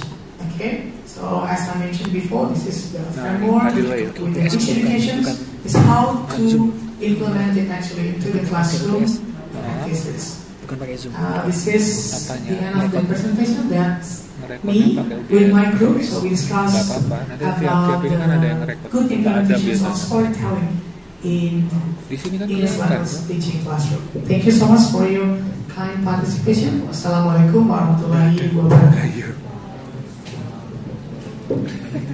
Give applause to Mr. Auditorium from Universitas Jakarta. Okay, sir. Actually, I said again that this is an interesting topic, and I would like to be a storyteller. And this is very interesting information or insight for me. That yeah, I also have the same what? Yeah, no. But the same opinion that if the teacher or someone have the storytelling skill, maybe she more can light up the class atmosphere, and then the student can engage the class activities. Yes, sir. Okay, thank you for Mr. Auditorium untuk Pratama for his wonderful presentation. Okay, we will move to the next speaker, to the next presenter. There. Okay, this is the last presenter. We have three presenters here. There are Miss Laila Hidayati, Miss Nabila Safia, and Miss Lucia Natasha. And the paper title is Fostering Language and Learning Skill through Project-Based Activity, a study on dentistry and midwifery students' learning experience. For Mr. Laili and others, the time is. Good evening, everyone. We are from Universitas Brawijaya. We will present our paper about fostering language and learning skill through project-based activity. Before we talk about the paper, let me introduce our team. Here's team from Faculty of Medicine, Lucia Natasha from Faculty of Health Science, and I am Nabila Shafia from Ministry of Culture. As we know, the outline for our presentation is introduction, business problem, business methodology, result, discussion, and conclusion. As we know, for a health professional, it's necessary to have an excellent language skill. Language skill or in the ESP. Enggak ditampilin itu lagi. Enggak. Yang di FPS tadi lu coba. Yang tadi kan di sini ada kecil apa materinya? The equation of English language methods to determine that is relevant to the student. This ESP is for helping the student to understand the lecture and the different from traditional ESP method and not resonate with Gen Z learning preference, potentially leading to this engagement. Kesininya dari Mantalan. Okay, maybe for this word is only for Gen Z new word, or maybe for people in here is not really know the meaning of that, and because of that the characteristic of Gen Z is highly tech-savvy, prefers interactive and digital learning experience. And for the Gen Z is between 1997 until 2012. And their value for personality is different too, and really of collaboration and practically application of knowledge. And because of that, our project-based learning is really fit for them, because the project-based learning is an educational system where learners face with meaningful real-world problems and cases. Learning determine how to deal with them and collaboratively try to find problem solution. And besides that, project-based learning enables learning to shift from traditional teacher-centered stereotype and spoon-feed teaching style to dynamic learning atmosphere where they learn by doing, and it really fits with Gen Z characteristic. Okay, I will continue the presentation. The project-based learning called Youth Health Awareness Project. In this project, there is 4 steps. The first step is assessment and topic selection. And here, the student can start by identifying important health issue or topic or problem. And in this step, the student can select topic, irrelevant topic, and then the next step is research and content creation. Once topic is chosen, each group gather accurate information from trusted sources, and the student can focus on the fact, on data, and create a clear information. And for the next step is presentation. Each group can prepare a presentation to share their findings. They present a key information and explain why their topic is important for your health, aiming to spread awareness among their peers. And for the last step is reflection and assessment. And students here can reflect on the entire project. They think about what they learn and the challenges they face and the skills they gain. And this reflection helps the student for understanding their growth and how they can improve in the future project. And next, this is the activity. In this project, there were no state limitation on how they presented their findings. We allowed for diverse format. For the example here, there is student can create like quizzes on Instagram or others posters like this topic like nutrition during pregnancy, and there is live presentation too, and there is an article which is published in our site. Faculty of Medicine site. And next, for the research method,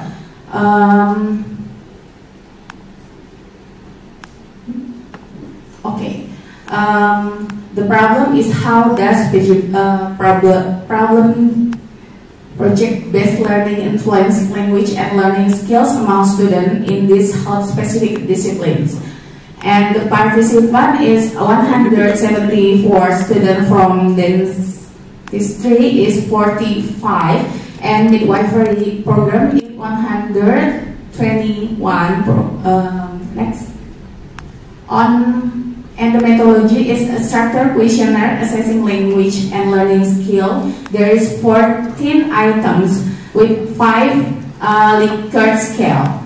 And comparative analyzing of language between 2 groups. For the next result. Alright, now I'm going to continue with the results and discussion section. And once again here, our focus is to know the input or the insight from our students about the project that we asked them to do. We would like to focus on the impact on their language skills and also learning skills, especially in teamwork, and also their perception in project-based learning.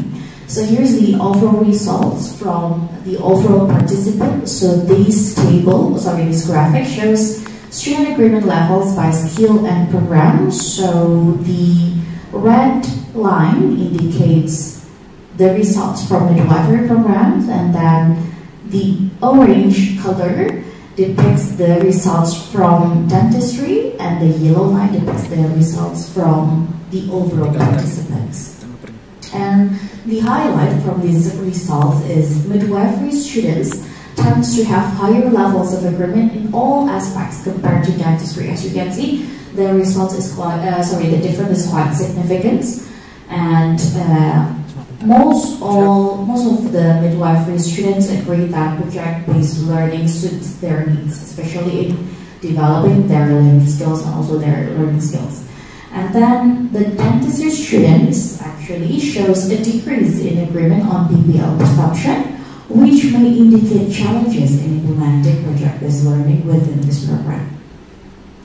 And then the overall participants, agreement levels remain stable across all aspects, indicating a generally positive experience in each skill area. So from listening activity, speaking, reading and writing, and also their perception regarding the project-based learning. And focusing on the aspect, the first thing is we're going to discuss about the reading and writing experience, in which overall positive impact on reading and writing skills through project-based learning, with midwifery students showing high levels of agreement than dentistry. Besides, some dentistry students felt less improvement as seen in the slightly higher mutual responses. We understand this because the number of students in those study programs are quite different. In one midwifery class, we only teach around 30 students, but in dentistry, we teach almost 200 students at one time. So there's a huge gap between the number of the students. That's why we really understand that some dentistry students felt less improvement, because actually project-based learning works best under the condition that the environment is supportive. But in our experience, the number of students also affect the experience that they got during the project-based learning. But again, since our course is not the compulsory course, it is MKU atau mata kuliah umum, so we do not get much flexibility in arranging the number of the students. Once again, the implementation of the SBT needs a supportive policy from the intended study programs. And then regarding listening and speaking experience, the project supported listening and speaking skills, especially again in midwifery, where students frequently practice and apply these skills during presentation. So within 30 students, there must be equal distribution of responsibility regarding listening and speaking. Well, however, then the students show more varied responses, indicating a potential area for further support. For example, making the class smaller is suggested, or maybe they can work in different time. So that is the thing that we can improve for our dentistry classes, but once again, it depends on the policy that is given to us. And then for the next aspect is about the perception of project-based learning. So as suggested by our ministry, that in implementing higher indicator or icoltec.uii, we are suggested to use project-based learning and also case-based method. That's why we see that this policy actually is open doors to implementing project-based learning. That's why project-based learning was widely seen as interesting and beneficial for skill development, particularly in midwifery. However, a significant number of dentistry students viewed project-based learning as challenging, pointing to the need for better project management support. That's what I've been explained before. And the last aspect that we observe is the reflection on teamwork. Both programs reported improvements in teamwork skills, with midwifery students expressing higher confidence in their communication and collaboration abilities. We realize that in collaborative learning, one of the challenges is about the distribution of the tasks and also the scoring. That's why we also provide progress report, we also provide scoring rubric, we also provide a thorough instruction to guide them during those 4 phases of the project. We would like to make sure that every student contributes to the project.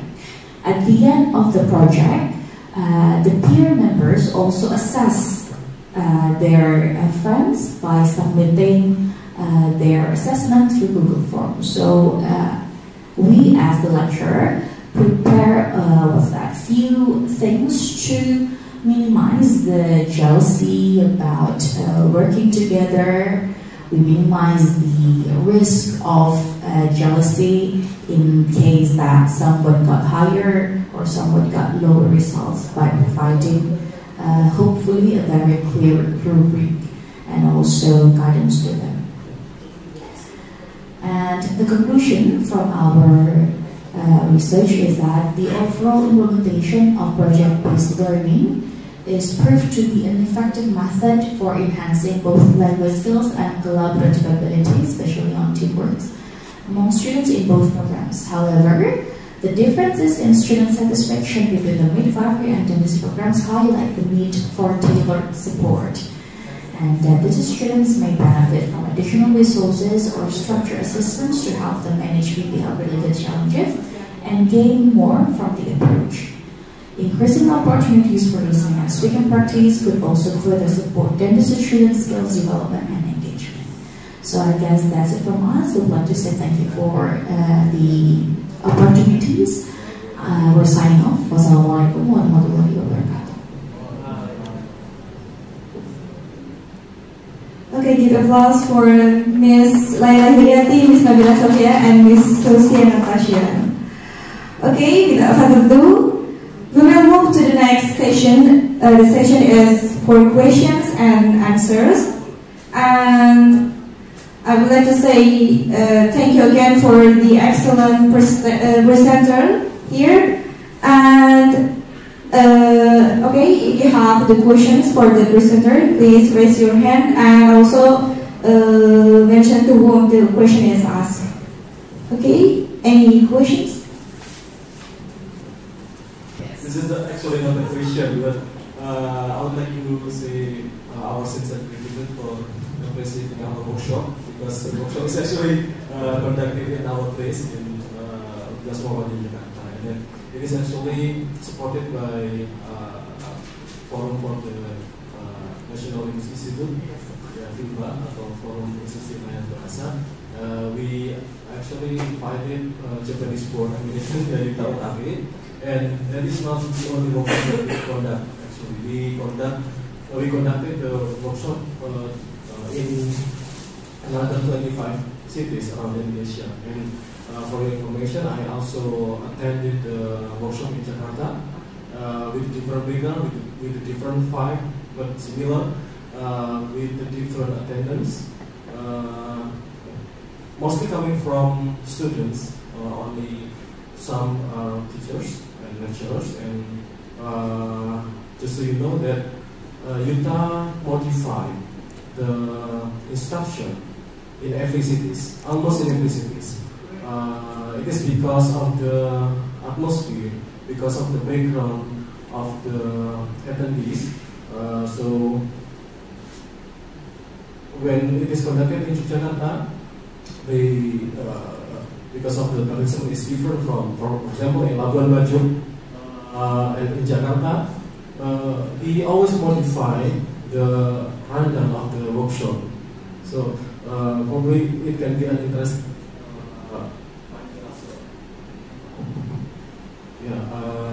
When you conduct the research project, and it is correct that the main objective of the workshop is to improve professional development. Actually, the language centers around Indonesia. So this is actually not a question, but my appreciation and our appreciation.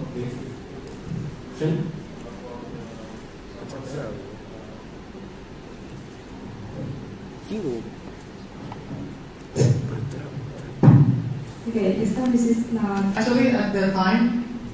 Yeah, I felt like amazed with the workshop. Yeah, that's why I found out like, is it only me or is it also filled by the other admins? And then actually that's 20. It's not from all of the participants, because as we know, when we conduct our research, some of people may be not really interested or concerned with it. So I only got limited data, and actually I want to do further research about the workshop in Arab, because I know it's conducted around Indonesia in 25 cities. Yeah, that's why. Yeah, maybe we can have more collaborations later on after this. Thank you, sir. Okay, thank you. And any questions? there's no questions, then I will finish the session.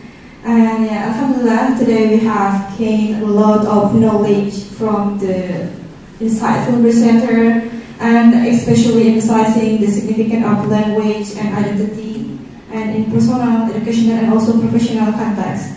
Hopefully, what we get today will be a proposition for all of us in advancing the quality, especially the quality of language learning in Indonesia. Okay, I'm Nifani, and I'm so sorry for all mistakes, and see you in the next future events. Thank you. Wassalamualaikum warahmatullahi wabarakatuh.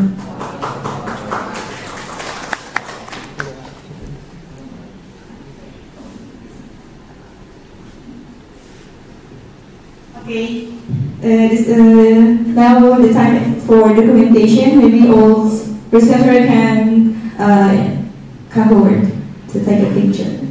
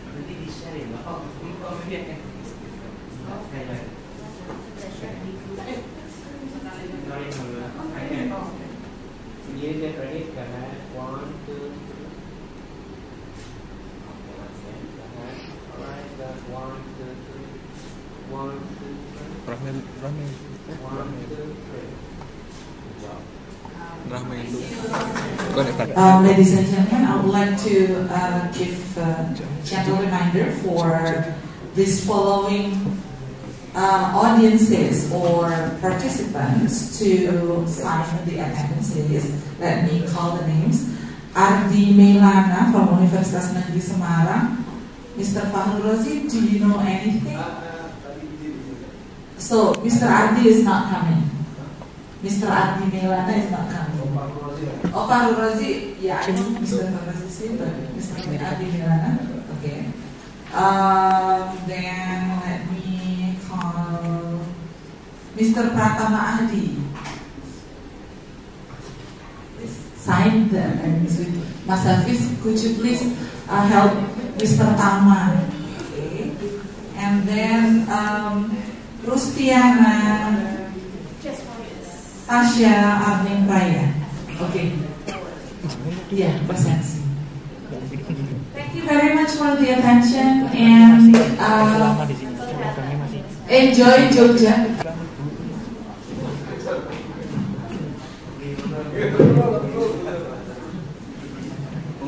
Oke, terima kasih. Terima kasih, selamat bekerja. Terima kasih, Mas. Terima kasih.